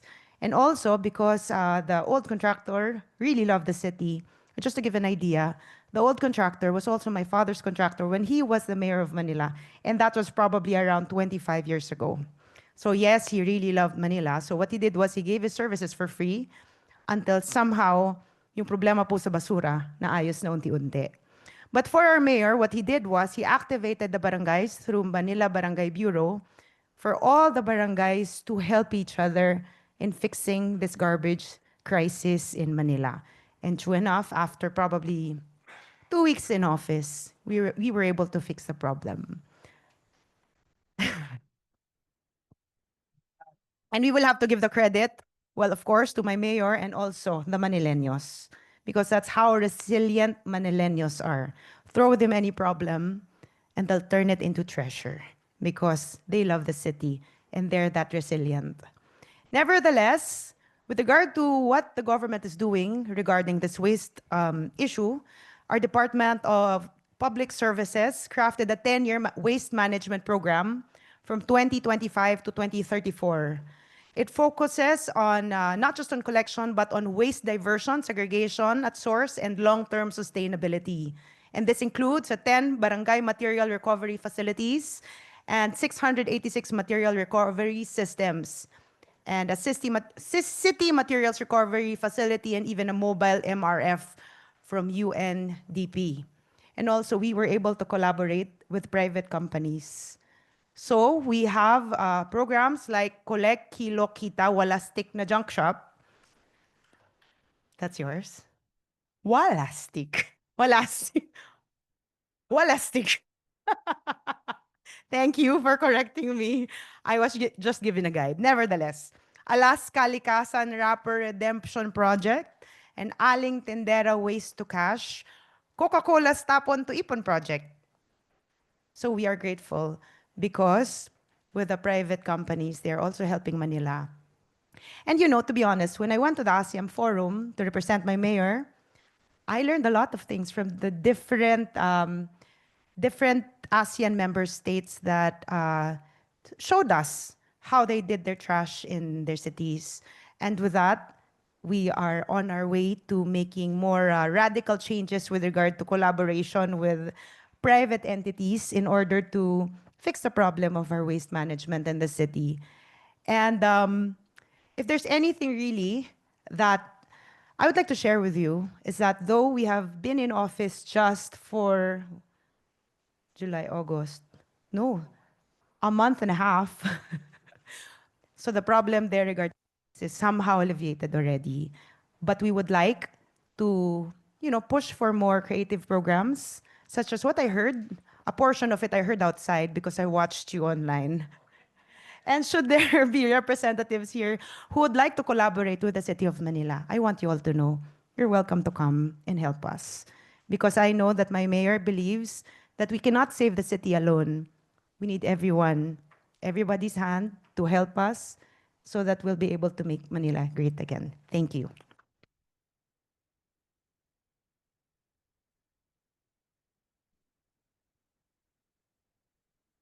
Thank you, Vice Mayor Atienza. And we're glad that you can spend a little bit more time for us during the panel discussion. So any questions directed to Vice Mayor Atienza, please do so before she leaves us.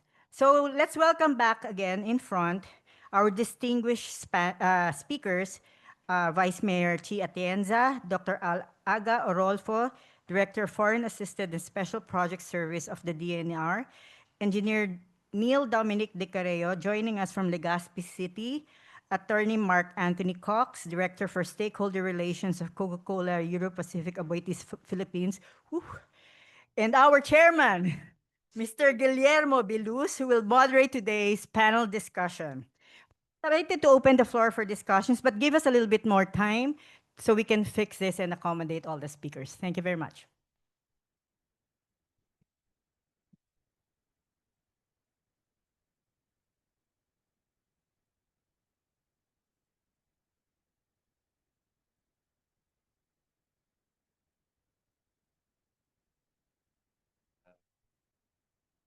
namin sa affiliate.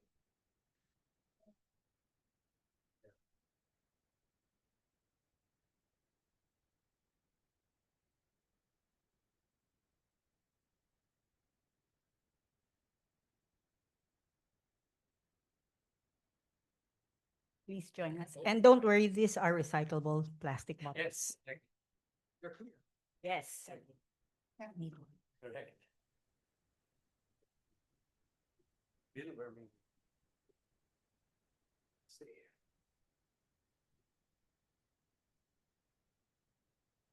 Here you go. Here, I'll sit here. Hey, Bill.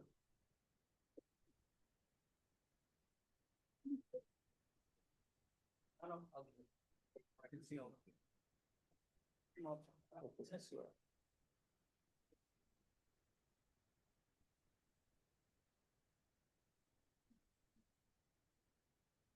Okay, thank you. Thank you very much. And Vice Mayor Chi, better late than never.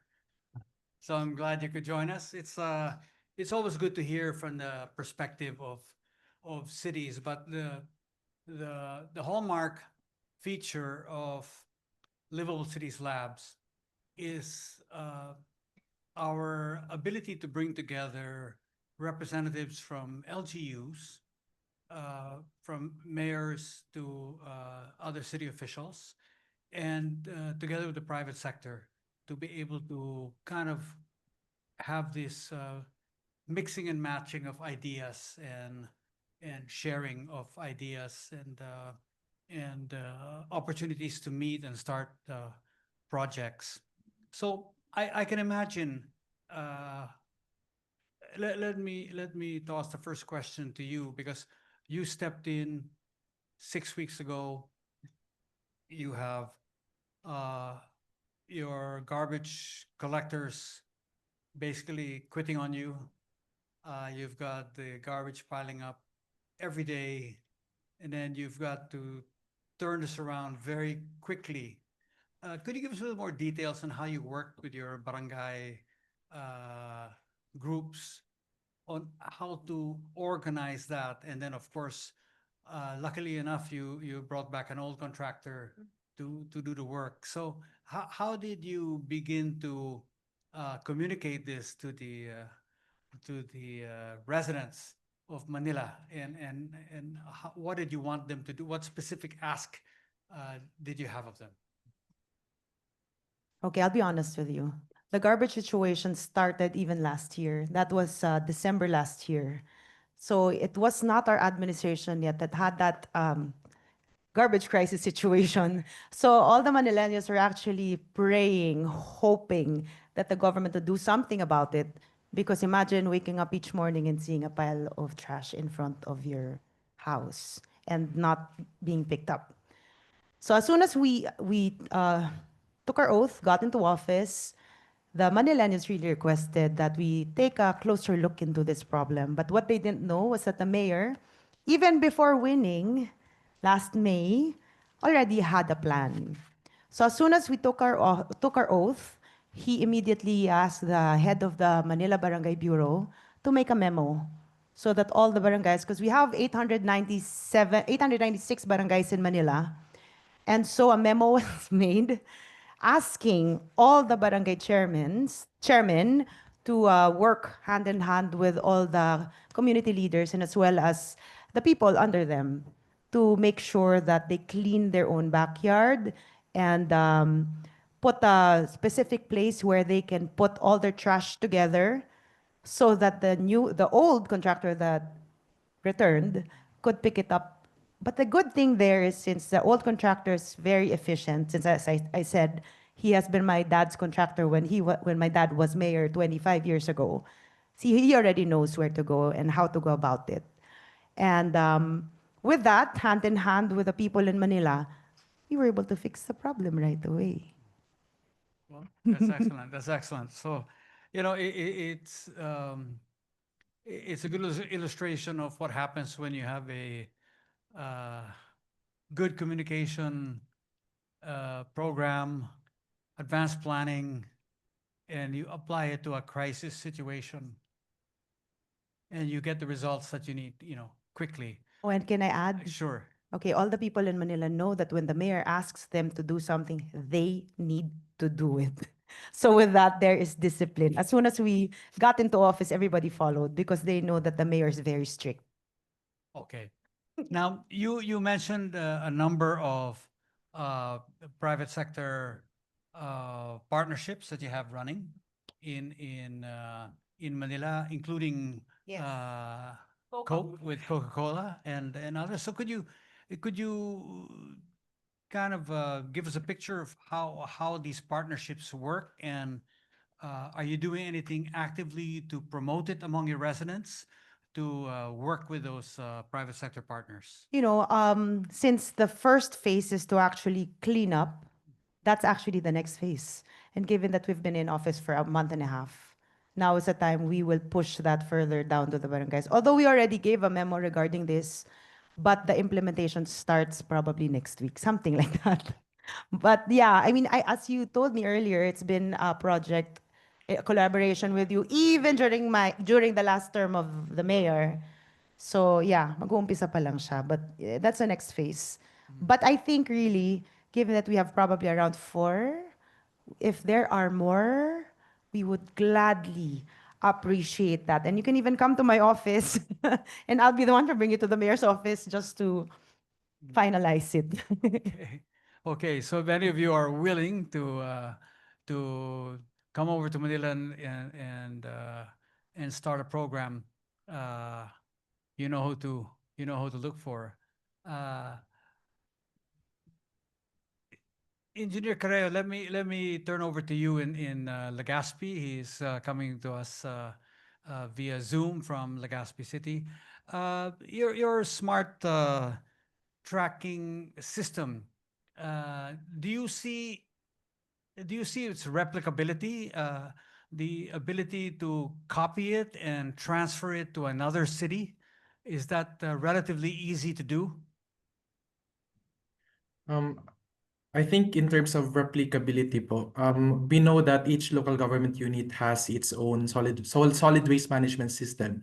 So in Legazpi City po, our collection and transport system is in terms of administration. And in other LGUs po, they are partnering with private holders, like in the case of the city of Manila. So in the case of Legazpi, we have the we can customize in our collection and transport system through the use of the SWMS. And in terms of the cost, our partner fleet management system provider, we only uh, ano lang po, minimum lang yung cost in terms of subscription, because subscription basis po kasi yung mga na-install po na GPS tracking devices sa aming mga trucks.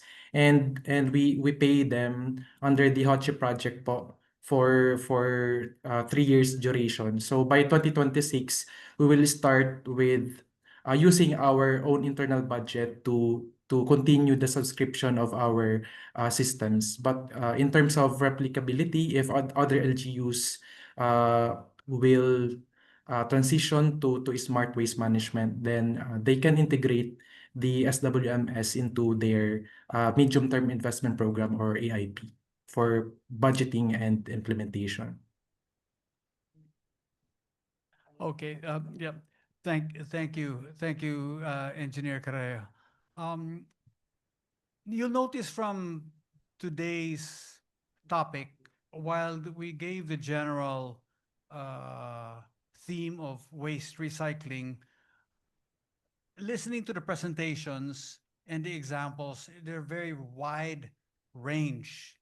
And you're probably wondering, we started the afternoon talking about medical waste, okay, hospital waste, and mercury and PPEs and stuff like this. And then we talked about Legazpi City's program. They even had a marine litter program as well. Then we talked about a consumer product, Coca-Cola, and how you get to recycle returnable glass bottles or cans or PET bottles. And Mark, I just want to let you know I'm of the age that I can remember RGBs. As a kid, we used to return our RGBs because, you know, we understood there was value back then, huh? This is not a new idea, but I mean, RGBs, they had value. We knew that you had to return the glass bottles and even the cases. Actually, we used to return the cases because they're all a form of stored value for us. And I think that's a mentality. I don't know. When I was young, that's a mentality I grew up with, and that's a mentality we keep. You know, in the recycling in this recycling theme. So and then we hear about Manila's uh, problems. No, so I think the point we just want to make here is that waste production is inevitable. I mean, it comes with a consumer age. You know, the more we consume, the more we waste, and we create this either a problem or we create this opportunity for recycling and for generating new business opportunities and economic opportunities and new resources. So um, with that in mind, I just want to kind of open up the floor also for questions directly from the floor, and while we're taking some questions as well from our Zoom line. So if you have questions, we're going to welcome. Oh, I see many hands already. Okay, slow down, and I'll start with the lady back here. Yeah, go ahead. Yes, please. Just press. Hi. Thank you. Good afternoon. So being a Manilena, Mitch pala, my name is Mitch Menyes. So I Oh, Yes. you're a classmate before. Okay. Classmate po kami ni Vice Mayor sa Saints ko. So, Mitch Menyes po, my company is Container Living Philippines. We are an end-of-life and circular economy focused construction firm. Gusto ko lang po bigyan ng kudos ang Manila government because totoo po yung sinasabi niya. So we were drowning in trash, and then when they did step in, biglang nawala yung trash. So thank you. Kasi kami po isa doon. But I would like to pose my question po kay Engineer Careo. I hope I pronounced that correctly. Kamusta po ang tracking natin ng scopes natin like 1, 2, 3? Kasi we're mentioning na GHG or yung greenhouse gas emission ang nare-reduce natin pagdating dun sa GPS and trucks natin. Meron po ba tayong way to track, lalo na for Legazpi, yung scopes natin? Yan lang po. Salamat. Yes. In terms of our greenhouse gas inventory po, so we had a baseline greenhouse gas inventory back in 2018. So we already estimated our greenhouse gas emissions from Scope 1. Scope 1 emissions came from transportation, the use of fuels, the use of energy from Scope 2 emissions came from the grid supplied electricity, and Scope 3 emissions coming from the waste treatment and disposal and from wastewater treatment. So sa Legazpi City po, we used the guidelines coming from the Climate Change Commission po, and meron po kaming data in terms of emissions, Scope 1, 2, and 3 emissions. And through the use of the GPS, the smart waste management system, we can regularly track our emissions in terms of our fuel consumption from our collection trucks po. And it really adds to the accuracy of our GHG estimation po for the updating of our greenhouse gas inventory of Legazpi City. Okay, does that answer your question? Yes, please. Okay, here, let's move to this guy over here. Okay. So, good afternoon, everyone. My name is John from the Advocates for Good in the Philippines and Rotaract Media Tech in Quezon City. So, my question is just the response that I will expect from the panels will just be very brief. But I would like to ask. Firstly, I apologize for being late and any oversight if I missed in this earlier lectures. So, I came across a nonprofit working for a toxic world named Gaia, and they source their information from grassroots communities actually, and they have told our organizations that some eco-friendly measures such as torn eco bags may have unintended effects kasi mas sustainable daw talaga kung bayong. Kasi sa supermarkets, yung mga nilalagay talaga nila ng mga tawag dito, yung mga eco bags, madali daw po siyang matorn. So that is according to Aya. So I would like to ask all the panels if there are any existing non-profits na nakakatrabaho niya po representing the grassroots communities. And may I ask which NGOs those are so that my organization can work with them. Thank you. Okay. Anybody working with grassroots organizations, NGOs? Well, with what I presented, we try to work with as many partners as we can. I don't know the full list of partners that we work with, but the larger ones I know they are NGOs, nonprofits. But for the full names and details, you can just get in touch with us if you want to help out. As I mentioned in my presentation earlier, if you had a chance to catch it, one of our biggest problems is collecting recyclable PET across the Philippines. So, yan, correct. It starts at the grassroots level, community level. And the next, if you're able to collect it, the next part of the problem that we need to solve is to efficiently transport it from the far-flung islands to a recycling facility like Pet Valley, which is situated in Cavite, so mainland Luzon. So those are the things that we're trying to solve with each partnership that we establish. No? So yeah, definitely open to working with groups, student organizations, NGOs, even the churches. We work with them. Dr. Orolfo? Oh yeah, lots of grassroots organizations because we are a national government. I'll mention few of them. Eco Waste Coalition. So we're working closely with them. We have even another project with them. This relates also to uh, another plastic management, plastic waste management. Then we have the Cora, Cora under Anthony Toes.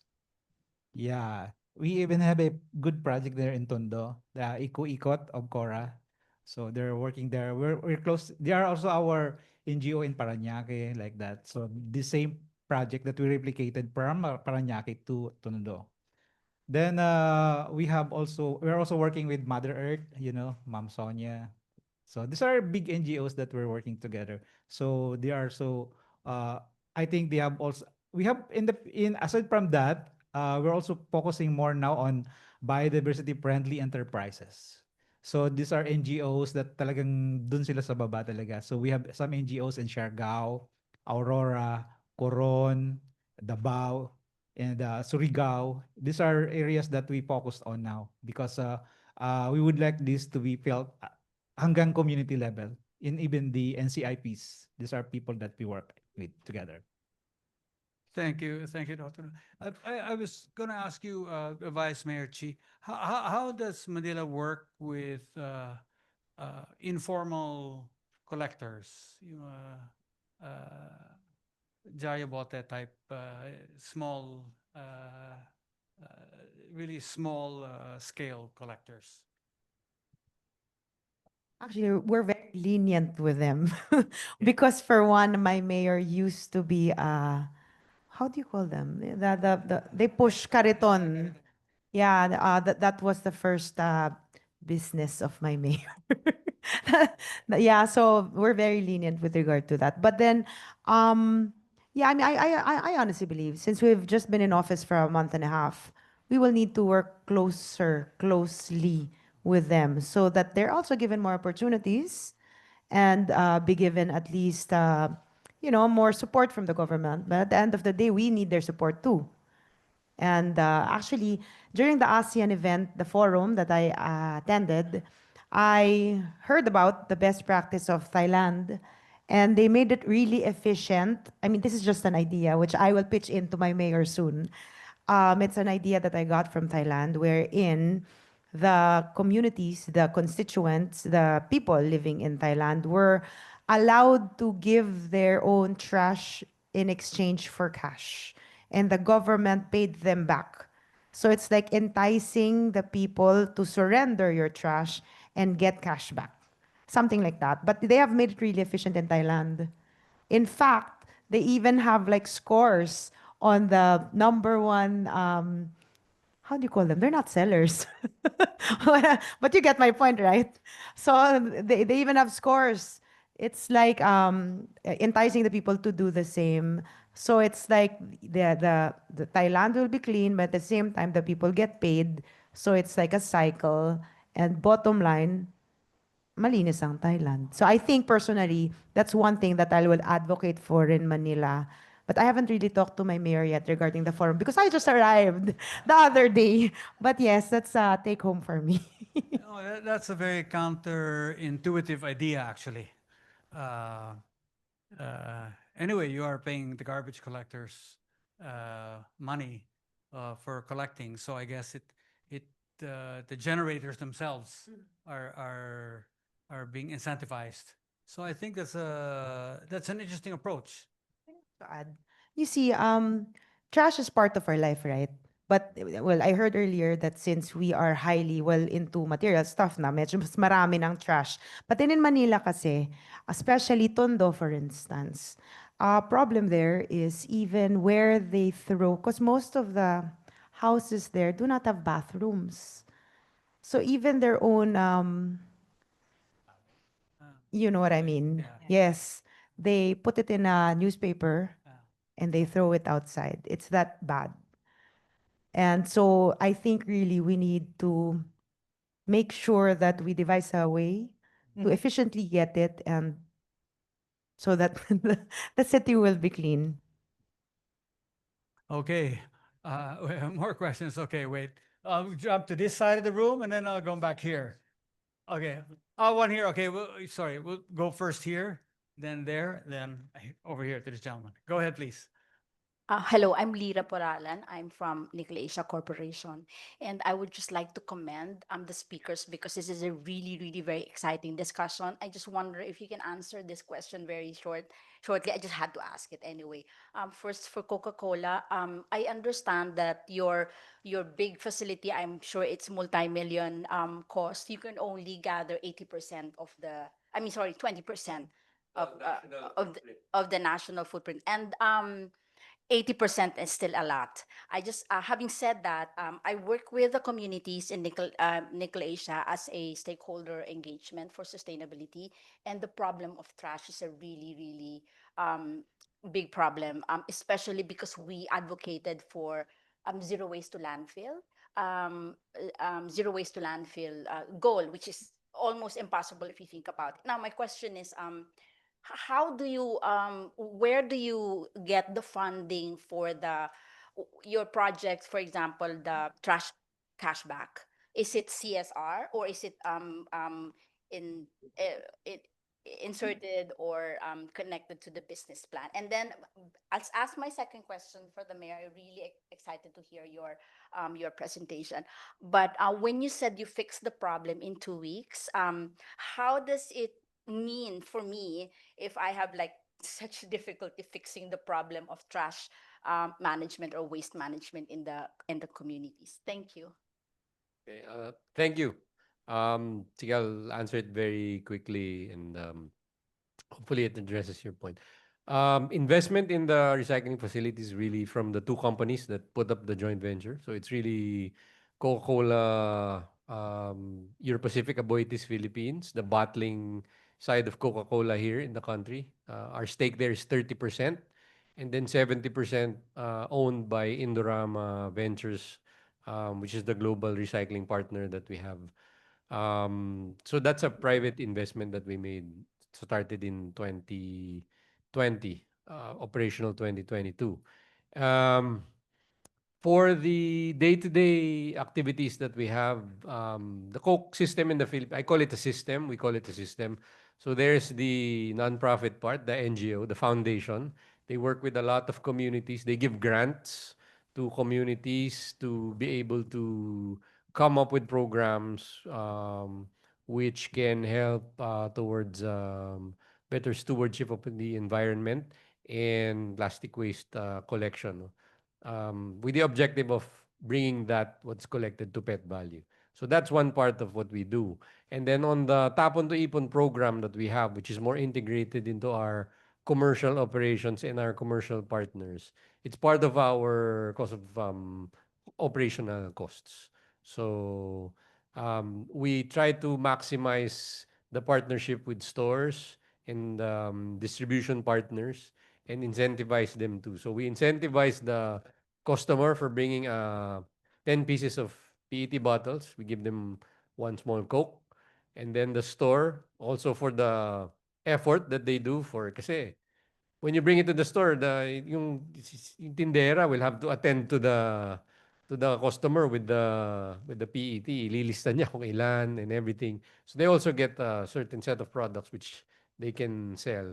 And also the distribution partner where we have reverse logistics.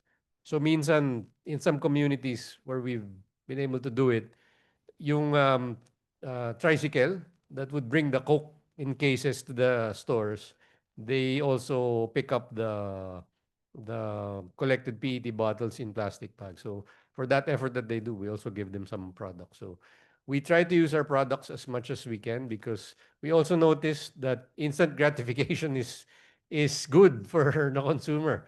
Kasi like what Bill was alluding to, yung nagko-collect ng house to house, may rate 6 pesos, 8 pesos, 10 pesos. And then, but before you get to buy something that you like, you need so many kilos of PET. But if you bring 10 pieces of PET to a store and you get a Coke right away, they get the reward right away. So it's a little bit of the instant incentive for us. So that's how we do it.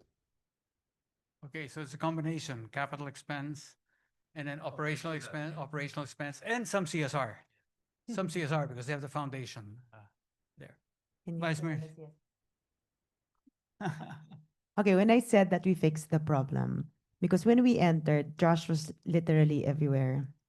Literally everywhere. Like when you wake up in the morning, you go out of your house, the trash that you put there the night before is still there and will still be there for a week or so. So imagine the stench when you go out of your house. So that was the problem. And then when we took over, when my mayor asked for the help of all the barangays, and the contractor came back in, and since they are very efficient and they know all the whereabouts and where to pick up, and the whole city has been trained prior to changing the contractor that was sent by the previous administration. That's what I meant when I said we fixed the problem. Like after we fixed it, when people would go out of their houses, trash was no longer there. Trash was no longer in the highways. When you go out of your house, there's no more stench. And on top of that, the mayor asked all the department heads to literally clean and, how do you say that? Scrubbed the roads and the streets in every part of Manila. So that's what I meant when I said that we fix a problem. But of course, it's a growing concern. And in an ideal setting, we would like to make things more efficient, more green, less carbon footprint, less waste, less trash. We would like to go there, to get there someday. But as I said earlier, since we have 6 districts in Manila, each district have their own unique set of characteristics. In some districts, it's not possible because, as I said, the usual, you know what I mean, is still a problem on where they can throw it. Thank you. Okay, let's go back here. Let's go to this side for this question. Thank you. Good afternoon. I'm Joel Adriano. I don't know if Bill remembers me because we used to work a lot in environmental projects, and in fact, that's one of my question. So we used to work before we when in the GATT WTO session of the Philippines, and then again in the with the Project NRAP on the Clean Air Act and Solid Waste Management.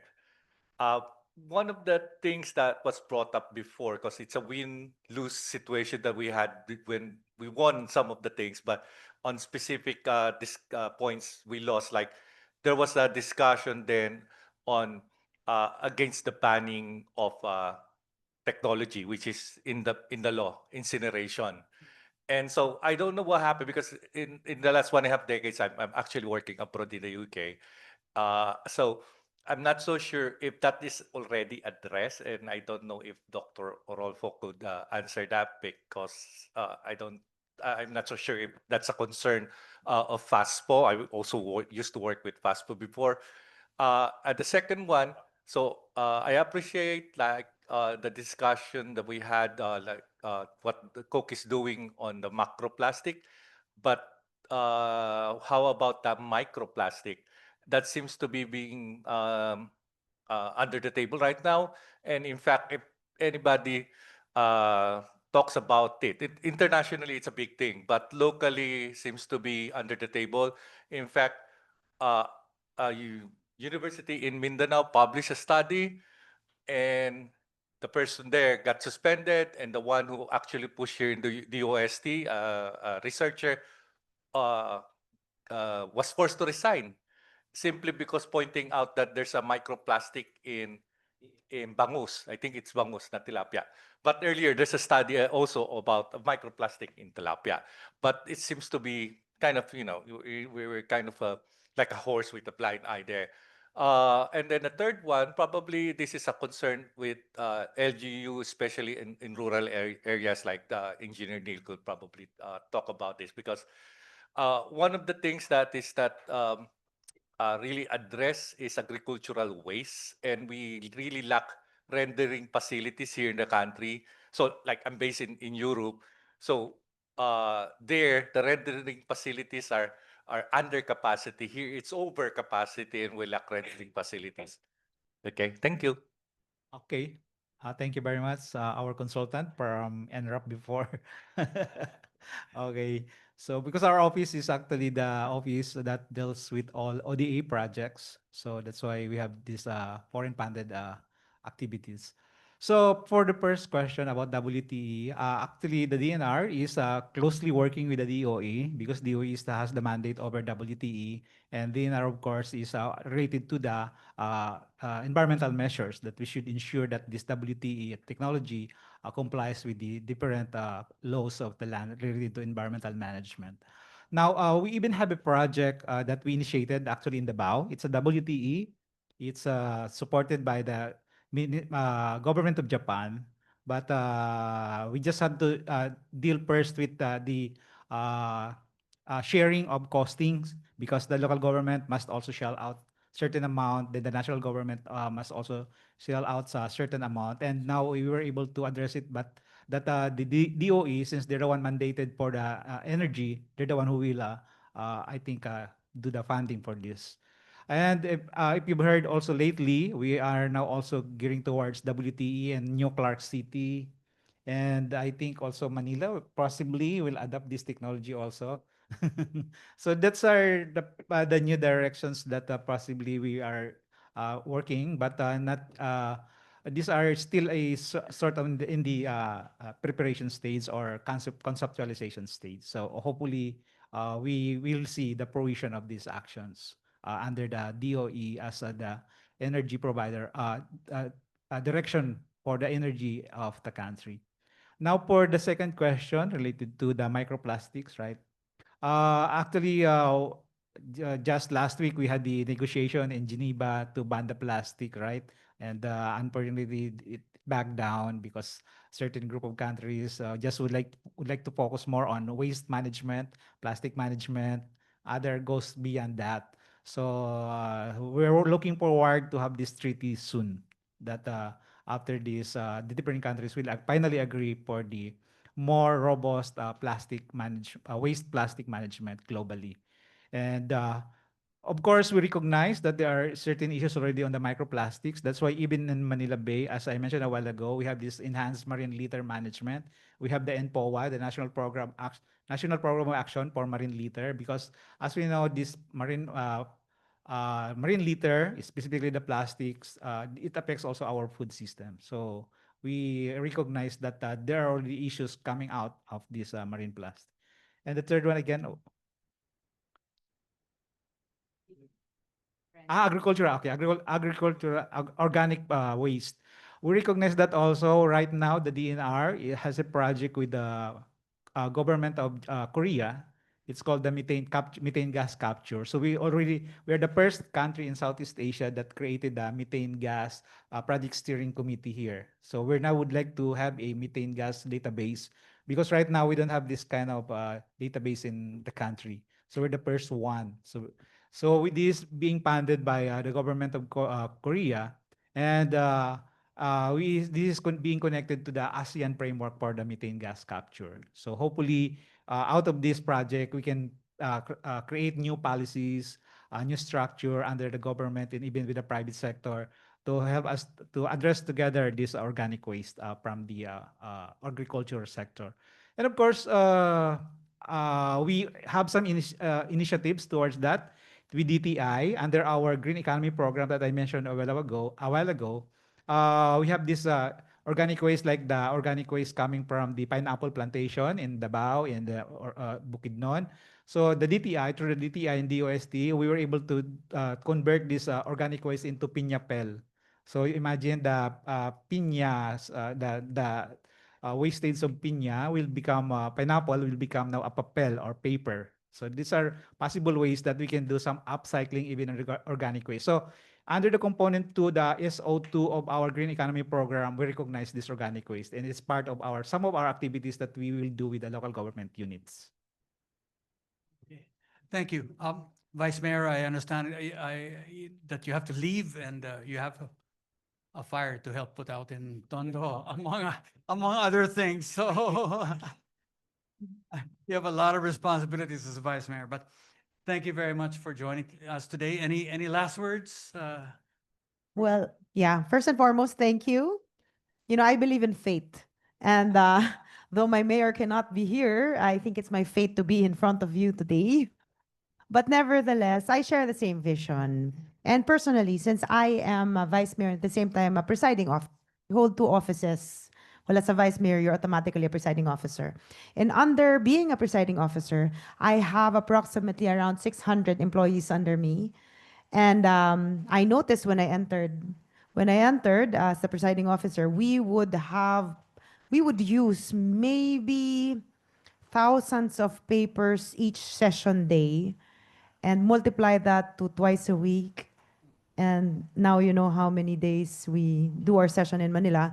But as soon as I took my oath and as soon as I became the presiding officer, I turned the city council to be paperless. So in a way, we have the same heart and I share the same vision, although given the limitations posed by reality in the city of Manila, rest assured, we will be able to rise from this, and in time, invite me again probably next year. I'll share more of the things that we will do in Manila that's related to this cause. But thank you, and I'm happy to meet all of you. And should you have ideas to help and collaborate with us, I'm looking at you.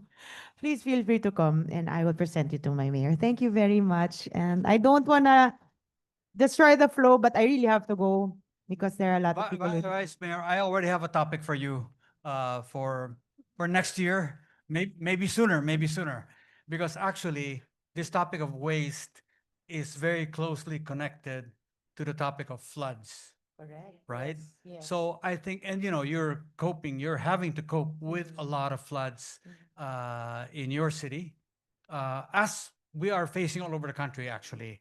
And it's very much tied to our method of disposing of waste. So I think we need to look at these two together and look for a systemic approach to handling this problem. But thank you so much for and thank fate for bringing you to us. Imagine, I was just After- in ASEAN and talked about this, and I'm here now in front of you to share our problem. So thank you very much, and we look forward to hearing from you again and participating in a future lab on floods. And- Hopefully, my mayor cannot come or won't be able to come, so I'll be the one in front of you next year. Thank you. Thank you very much for having me. Okay, thank you. Thank you so much.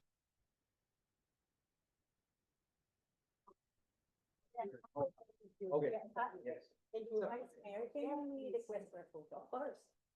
Sorry to disrupt the flow. Everything will go back to normal as soon as I leave. I get it. No. Yeah, move. Oh, here, okay, here.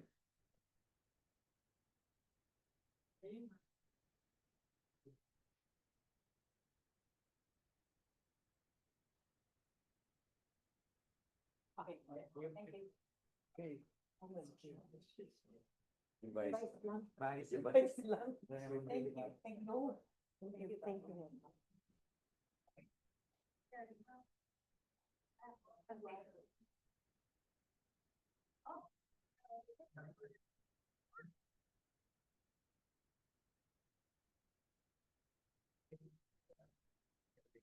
Yes, please. Sure. Again, related to the organic waste, I remember we even had a batbet project in Jensan. It's also related to the organic waste, yung mga burning ng mga farmers natin. So we already made a manual for that it can be accessed by the public. Yes, it's a batbet. It was done together with UNIDO. Okay. Yeah. Let's resume and let's continue with questions. Yeah. Okay. Wait. We had this gentleman here. Yeah. Please go ahead. Yes. Go ahead. Yeah. Okay. So good afternoon. I heard a while ago from the discussion with regards to Coca-Cola that you are utilizing the sari-sari stores in order to be able to collect bottles, right? And I'm wondering what are your plans as far as expanding that kind of collection effort is concerned? Because based on what I understand, is sari-sari store normally gives or uses recyclable bottles instead of PET bottles, right? So I think it might be better if we would be able to get the collection efforts from convenience stores or from, for example, groceries, right? So do we have plans to expand that collection effort, and what are our next possible steps in that particular plan? So that's my first question. And my second question is with regards to cleaning those glass bottles. So you mentioned a while ago that when people put fuel or cigarette butts in the glass bottle, we won't be able to reuse those bottles again. I remember before, probably 10 years ago, there is a technology that allows us to clean those bottles in order to make it reusable again. So what happened? Why aren't we able to reuse those glass bottles anymore? Thank you. Thanks. I'll answer the second question first. Okay. No, definitely the cleaning technologies improved also over the years. But if we get the glass bottles from the sari-sari store, they're not exactly clean, right? So sometimes there's residue product or other items that have contaminated the bottle. So that goes through the process of being cleaned and washed in our facility before it's refilled. But given the item that it's beverage, it's food, so quality and safety has to be at the highest level. There are certain substances that when it touches the container, we cannot pluck it out from the whole pile of bottles and intensively clean it, just that one. So Everything else goes through the standard cleaning process to be able to be safe for refilling again. But once you identify that, for example, if it has cigarette butts, if it was used for gasoline or oil, kung may chip na siya or whatever, it's damaged, then we set it aside. We actually send it back to the supplier of the glass. So I think they reprocess it as raw material. We have local and foreign suppliers of glass. It's a very big investment for a bottling company to actually invest in glass. So, which is why if you meet our sales team, they have a campaign actually. Glass is life. You can break their heart, but don't break their glass. Okay, so it's a store to store campaign because sometimes we have office wide or company wide initiatives where we ask volunteers to go with the sales team to go out on the field because we see them. Sometimes the store would put it, siguro, they had so much stock 1 week. They put it on their roof and then they forget about it. And then, when you go around the community, you see, why is there a case of empty soda bottles on the rooftop? Because they forgot about it already. So we there's a campaign to be able to get that back and to be able to reuse it again. So that's the reason why there's a certain checklist of what can and cannot be refilled. Although everything goes through the standard checking and washing process. Um, and then the other one for partnerships, definitely looking to expand, but we can't do it all at the same time. So we started with sari-sari stores. We progressed to what we call key accounts. What I showed was only one key account, which was Shell. So we also have other key accounts such as hotels and resorts. In fact, the one in Newport, Resorts World, so it's a complex already. They're able to actually collect and segregate their um, bottles because these casinos, they're able to hand out bottled water to their customers, no? And then they consume it right there. So it's a very efficient collection process that they have. And we're able to do backloading and reverse logistics there. So we train them to pack it correctly because we store it in the same trucks that deliver the Coke products. So the concern there naman is you don't want to contaminate the same Coke trucks with any leakages from post-consumer PET. So that's another example. George, who's from SM, we are always exploring ways to partner with SM. SM has a lot of bins actually and collection points and a lot of visuals to really make it as simple as possible na PET here. Okay? Discarded food item here. That's a big challenge also, the segregation. And it's good that our customers and accounts are also working there.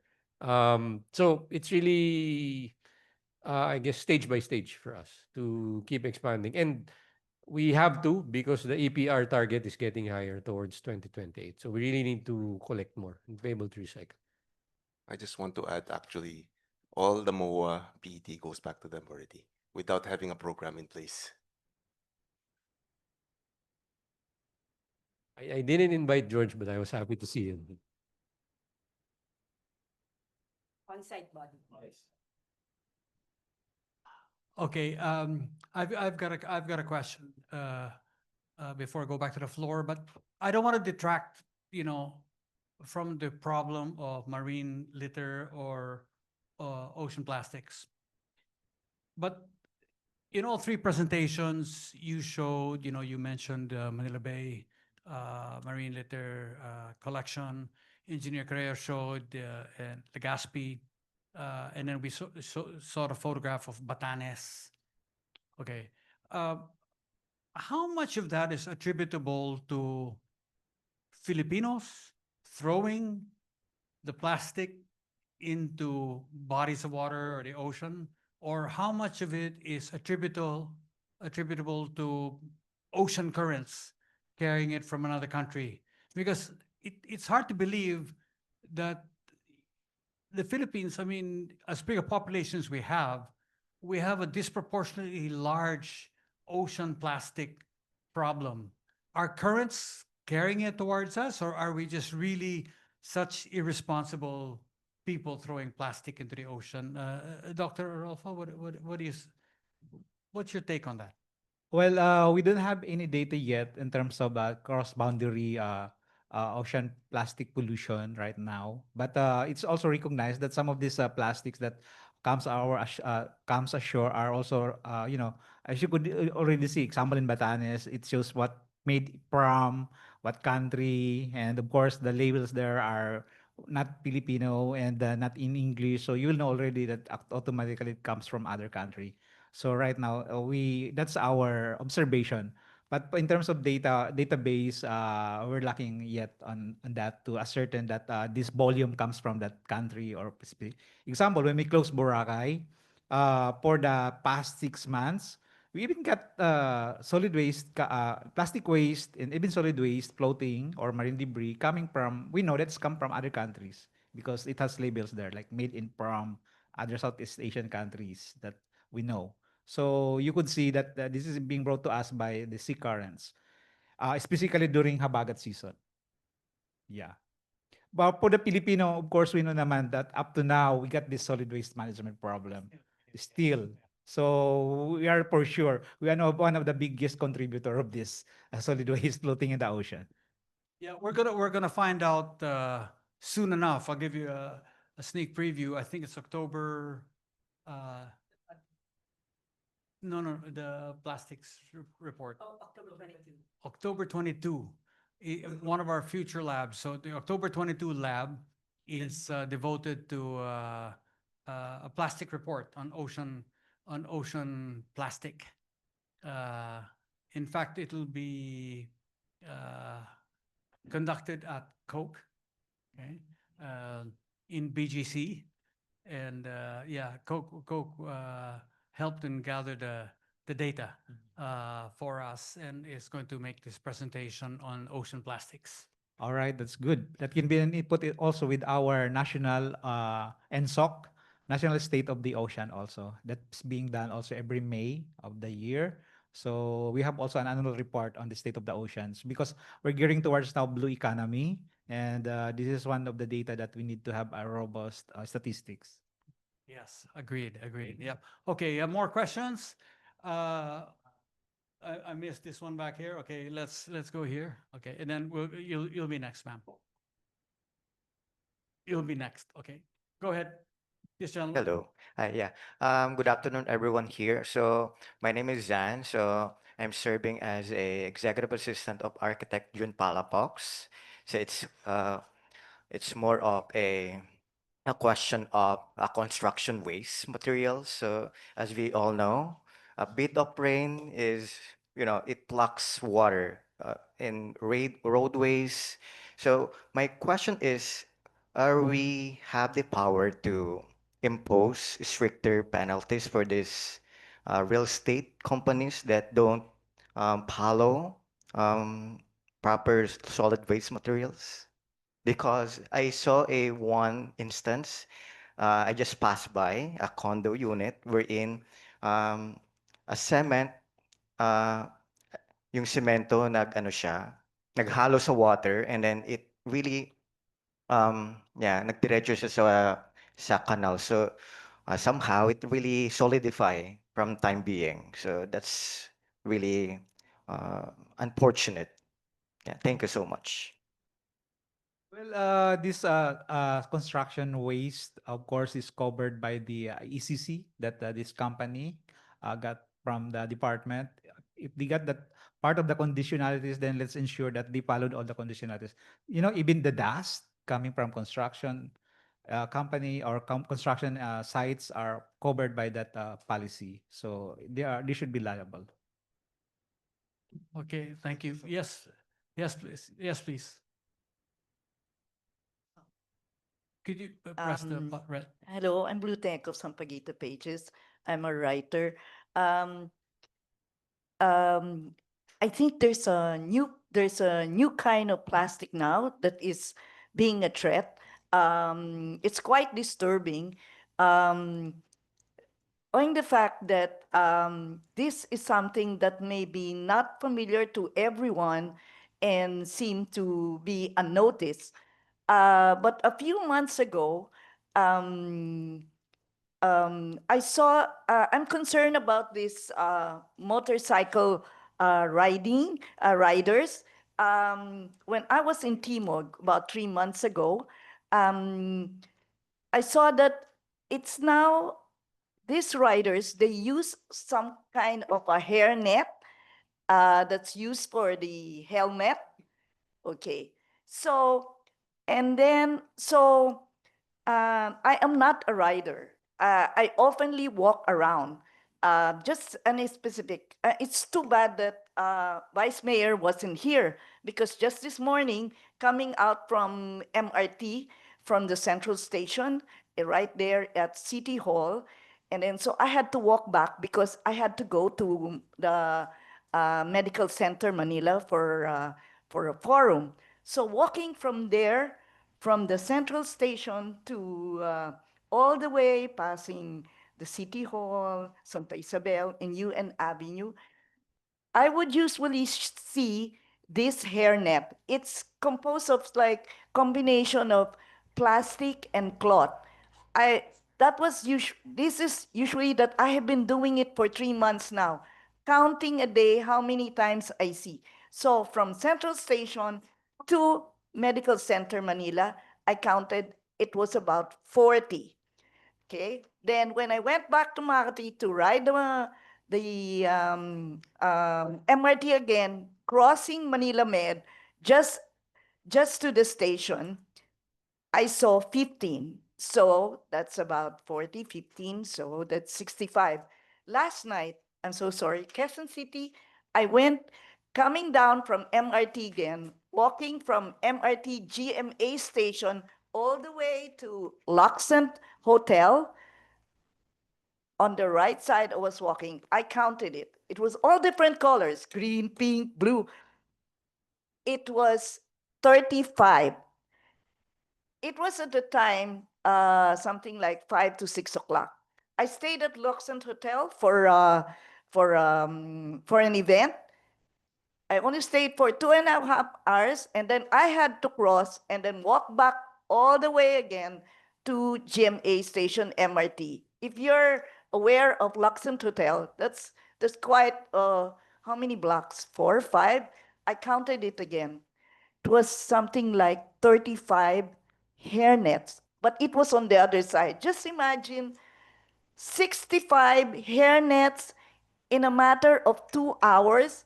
And about 2 years ago, the data says that there are about 55,000 motorcycle riders. So imagine, in my eye view, 65 in the evening, then 35 in the morning, that's almost 100. So imagine if there are 55,000 riders, this is the new plastic, the new threat. From a growing industry, motorcycle, I think it's an industry now, right? And then the riders and the passengers are not even aware of it. I never rode it because I'm scared of motorcycle. But when the practice is that when they take it out, it vertically flies away or falls.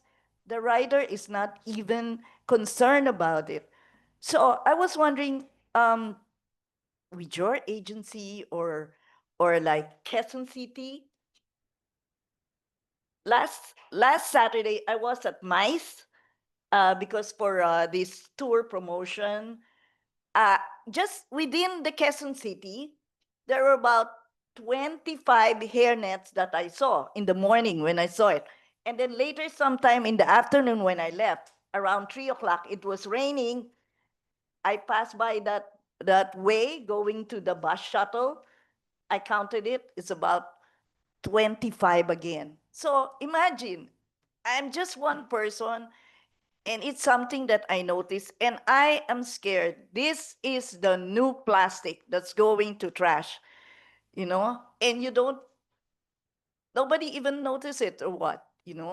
So it's just my comment. Is there something that we can do that we can write to move it? Joy, ano pa ba yan? Ang CAS, and all the other, meron yung mga freelancer the one that takes passenger at the corner of McKinley Road going to Market. These are freelancer. They do not belong, but they also they also use that hairnet. Is there something that we can notify them?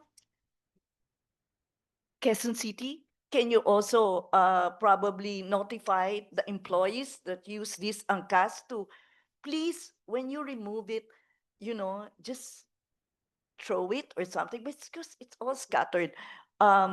Maybe you can ask the trash people that goes around within the city. It's the part of Manila City Hall also is also riddled with that. Yep. So it's just a suggestion that I made. Thank you, ma'am. Thank you, ma'am. Great observations. Yes, Yeah, please. thank you for that observation, ma'am. Actually, we consider that also as PPE because it's also part of, protective for your health, like what you're wearing now, face mask. So this is the same. It's also plastic. It can be I just have recycled. not, because I really don't Yeah, if like you use that anything, kind of face mask, these are plastics also. Yeah. It can be recycled as well if properly disposed. So is this proper disposal probably? Now for the TNBs, these are this industry right now, the motorcycle companies. Then therefore, I think the local government can write to them and make them aware that of the proper disposal because they are still covered by the 9003 wherein the local government is the one mandated to implement. So they can arrest even these drivers just throw it, or even the passengers throwing these PPEs. Okay. Thank you, ma'am. Let's take the last question here. Go ahead. Hi, my name is Mac Evangelista from Container Living Philippines. I'd like to address my question to Attorney Cox. Hi po. First, I'd like to congratulate Coca-Cola for all the efforts you've been doing. Pero I'm very interested to know lang why in 2024 December, Coca-Cola dropped its goal of reaching 25% reusable packaging by 2030. You mentioned in your slide that you were targeting 80% for 2028. So, paano po yun? It's a global goal actually. So, Actually, the 80% target that I mentioned is imposed by local law. So it's something that we really have to comply with as the Coca-Cola company here in the Philippines, no? So otherwise we would be non-compliant and we would be penalized for not being able to comply with the requirements of the local EPR. I think what you're referring to is the targets announced by Coke Company from Atlanta. I think they moved the timeline, but the objectives generally are still the same. I think they are looking at global supply chains also of availability of recycled packaging material. At the moment, there are some challenges when it comes to recycled packaging options that are available in certain markets. So it's per country, it might differ from country to country. But here in the Philippines, we have to comply with what the law requires. So in terms of collection and recycling versus plastic footprint, we are first going to comply with the priority, which is the EPR law. And then, of course, we factor in the company targets. In our case, actually, mas mataas yung local requirement versus the target of Coca-Cola. So we will, well, by the time it happens, hopefully overachieve or see Coke Philippines versus some other Coke market. So, yun, you have to comply. Okay. Thank you. That's all the time we have for questions today, but I'd like to leave our speakers with the last word. Dr. Orolfo, any last thoughts you'd like to leave us behind with? Thank you very much for the interest of the audience. It's so dynamic, and I appreciate it so much. The questions that you raised is also a reflection on what you're doing right now. And of course, I'd like to add to the observation of mine a while ago. If you also visit some of the malls that has this, massage machine, right? They give you this also this PPE for your shoes, right? So it's another disposable problem there. So how many people also avail of that kind of chair massage, right? So everyone, again, the concern related to making the waste crisis into an opportunity is so is so wide. There's great opportunity for us really. See, if you just practice the circular economy, there are 10 R's right now. But of course, the highest in the hierarchy of the 10 R's is the R. The last is refuse. If we don't have we don't like to have this kind of problems, then we can actually refuse, right? So probably on top of that, let's focus also on the refusal mode or attitude, because our economy is keep on growing. We are even projecting to become an upper middle income country. So therefore, we will definitely use more resources. But the sustainable use of resources should be at the onset in our minds, right?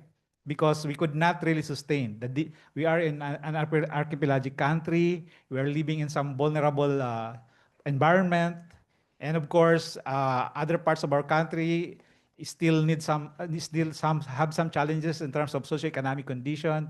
So therefore, we need to have more inclusive development. And addressing that, by addressing also the waste, then we address also the concerns of the rest of the society. Thank you. Thank you, Dr. Orolfo. Engineer Careo, any last thoughts? Again, good afternoon, everyone. And I have learned many new knowledge from the other two speakers. And I think at the local government level, we always say that waste is not just a government problem. It's also a community issue, and more importantly, it can also be an opportunity for everyone's. So I think if every household will practice segregation at source, and it will reduce the burden on the part of the local government unit in terms of additional budget in terms of collection and waste infrastructure, and it will also lengthen the lifespan of our sanitary landfill facility. And next is it will create livelihood from the recovery of recyclables from our MRFs, and eventually it will close the loop towards our goal of transitioning to a circular economy. Thank you, engineer. And Mark, any last thoughts from you? Well, first of all, thank you, Bill, Ma'am Yenny, for keeping the conversation going. It's very relevant to continue to discuss this and invite like-minded individuals and organizations, because as the program is called, no, it's a crisis. It's a plastic waste crisis that we have. You connected it also to the flooding that we have. It compounds the problem.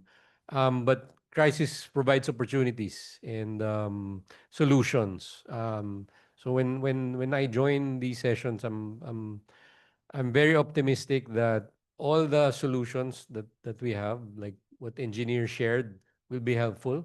Hopefully, what we're doing with Pet Value, with our community programs, with what the Coke Foundation is doing, makes a difference also. And of course, with our government partners, we want effective regulation to be there to be able to guide communities to be better stewards of our environment and of nature. So I think for me, let's just keep the conversation going. Let's be open to collaboration and partnerships, as we are at Coca-Cola. We always say happy to lead, but we can't do it alone. So always welcome and open to work with our communities. Thank you, Mark. So as we conclude today's Livable Cities Lab, let's carry forward these lessons from our Transforming the Waste Crisis into Opportunity discussions. This conversation marks just the beginning of our collective action. Each of us now carries an important responsibility moving forward. We must become advocates for smarter waste policies in our communities, using our voices to push for systemic changes that enable circular systems. In our daily lives, we should actively support circular business models through our purchasing decisions and consumer behaviors, creating market demand for sustainable solutions.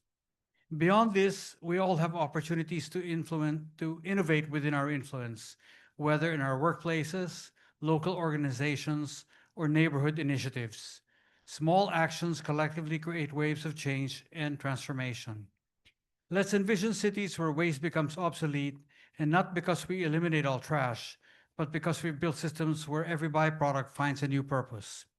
This is the circular economy promise, transforming what we call trash into the foundation for new value chains, where disposal is replaced by reinvention.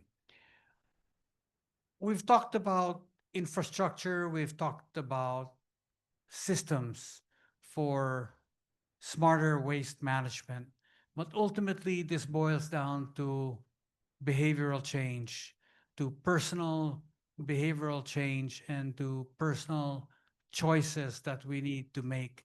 That last R that Dr. Orolfo mentioned, to refuse, no? These are all important aspects of our behavior that we should all be cognizant of. As I said earlier, it it's inevitable because with our consumer world, of course, we are consuming more things, but we are generating more byproduct. But we do have to make choices. The choices will not be easy all of the time, but we must know this, that our choices are important and collectively they will make a difference. So thank you very much for attending today's lab. We've got some other exciting topics ahead of us in our future labs. We've got flood control has been flavor of the month, all over the headlines, all over the news, and that's something we should like to look at. And personally, I'd like to turn around the discussion from how much we're wasting in money on flood control to how can we more creatively and imaginatively properly spend that money for proper flood control. There are many, many more methods than dredging rivers, which will need to be dredged again in the future. So I think we should put our collective minds together to doing something about that. And as I said, in October, we will have a special report on ocean plastics, and we will announce that and have a lab run at the Coke offices in BGC on October 2022. So let me thank our speakers today, Dr. Orolfo for joining us, Marc Cox for joining us, Engineer Careo for joining us from Legazpi, to Vice Mayor Atienza for joining us from Tondo. Came out of her way to join us briefly and answer a lot of questions. And thank you to all of you for being such active audience. I know it's always hard to entertain so many questions coming our way during these open forums, but it's always a delight to open the floor to take questions directly from the floor and over our Zoom and Facebook audience. So thank you. We'll flash our QR code if you want to fill in. We invite you to fill in your feedback. Give us your feedback, and you'll get a certificate of attendance for completing the questionnaire.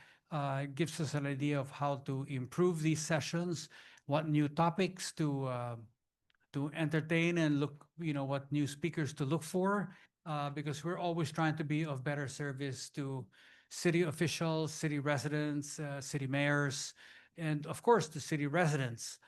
We want better, more livable, sustainable, competitive cities, and this is a constant, continuous improvement program that we need for our cities, and we really appreciate your wholehearted participation in this endeavor. So thank you very much. And before I conclude, I just want to invite you all. I believe we have some snacks at the Fuller Hall, which is right across from this room. If you cross the corridor, the Fuller Hall, and we'd love to welcome you for snacks. Thank you very much. Oh, and we're going to have Anako and a photograph, first of all. Okay, photographs.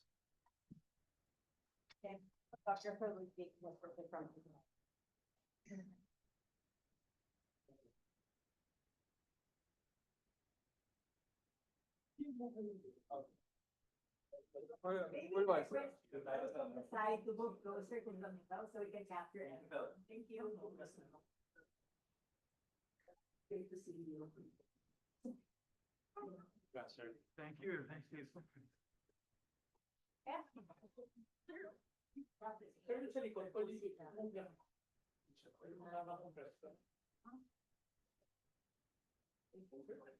Ay, upo daw tayo para makita siya. Sorry. Oo nga naman. Thank you for letting us. Sorry. Okay, compress. Yeah. Okay. Better. Okay, ready. Tama niyo si engineer today. Nasa ito. Okay, one more.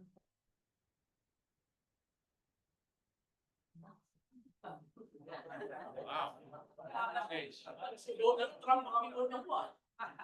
Thank you very much. Thank you. Yeah. Nakita ko picture mo kaya. Ano, nandun ang kasakaso. Okay.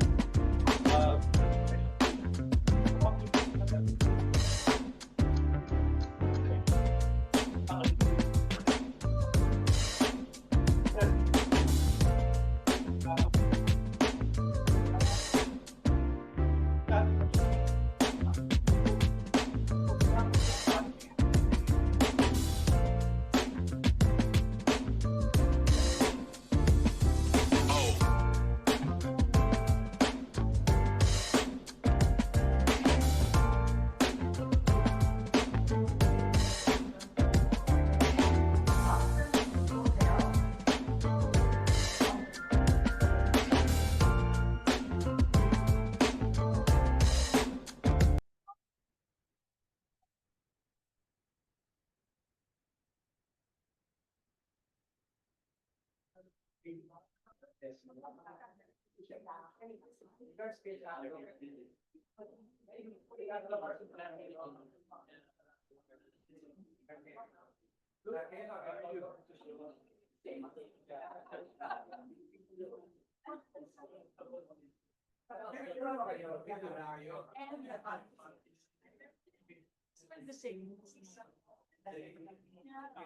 you watch people,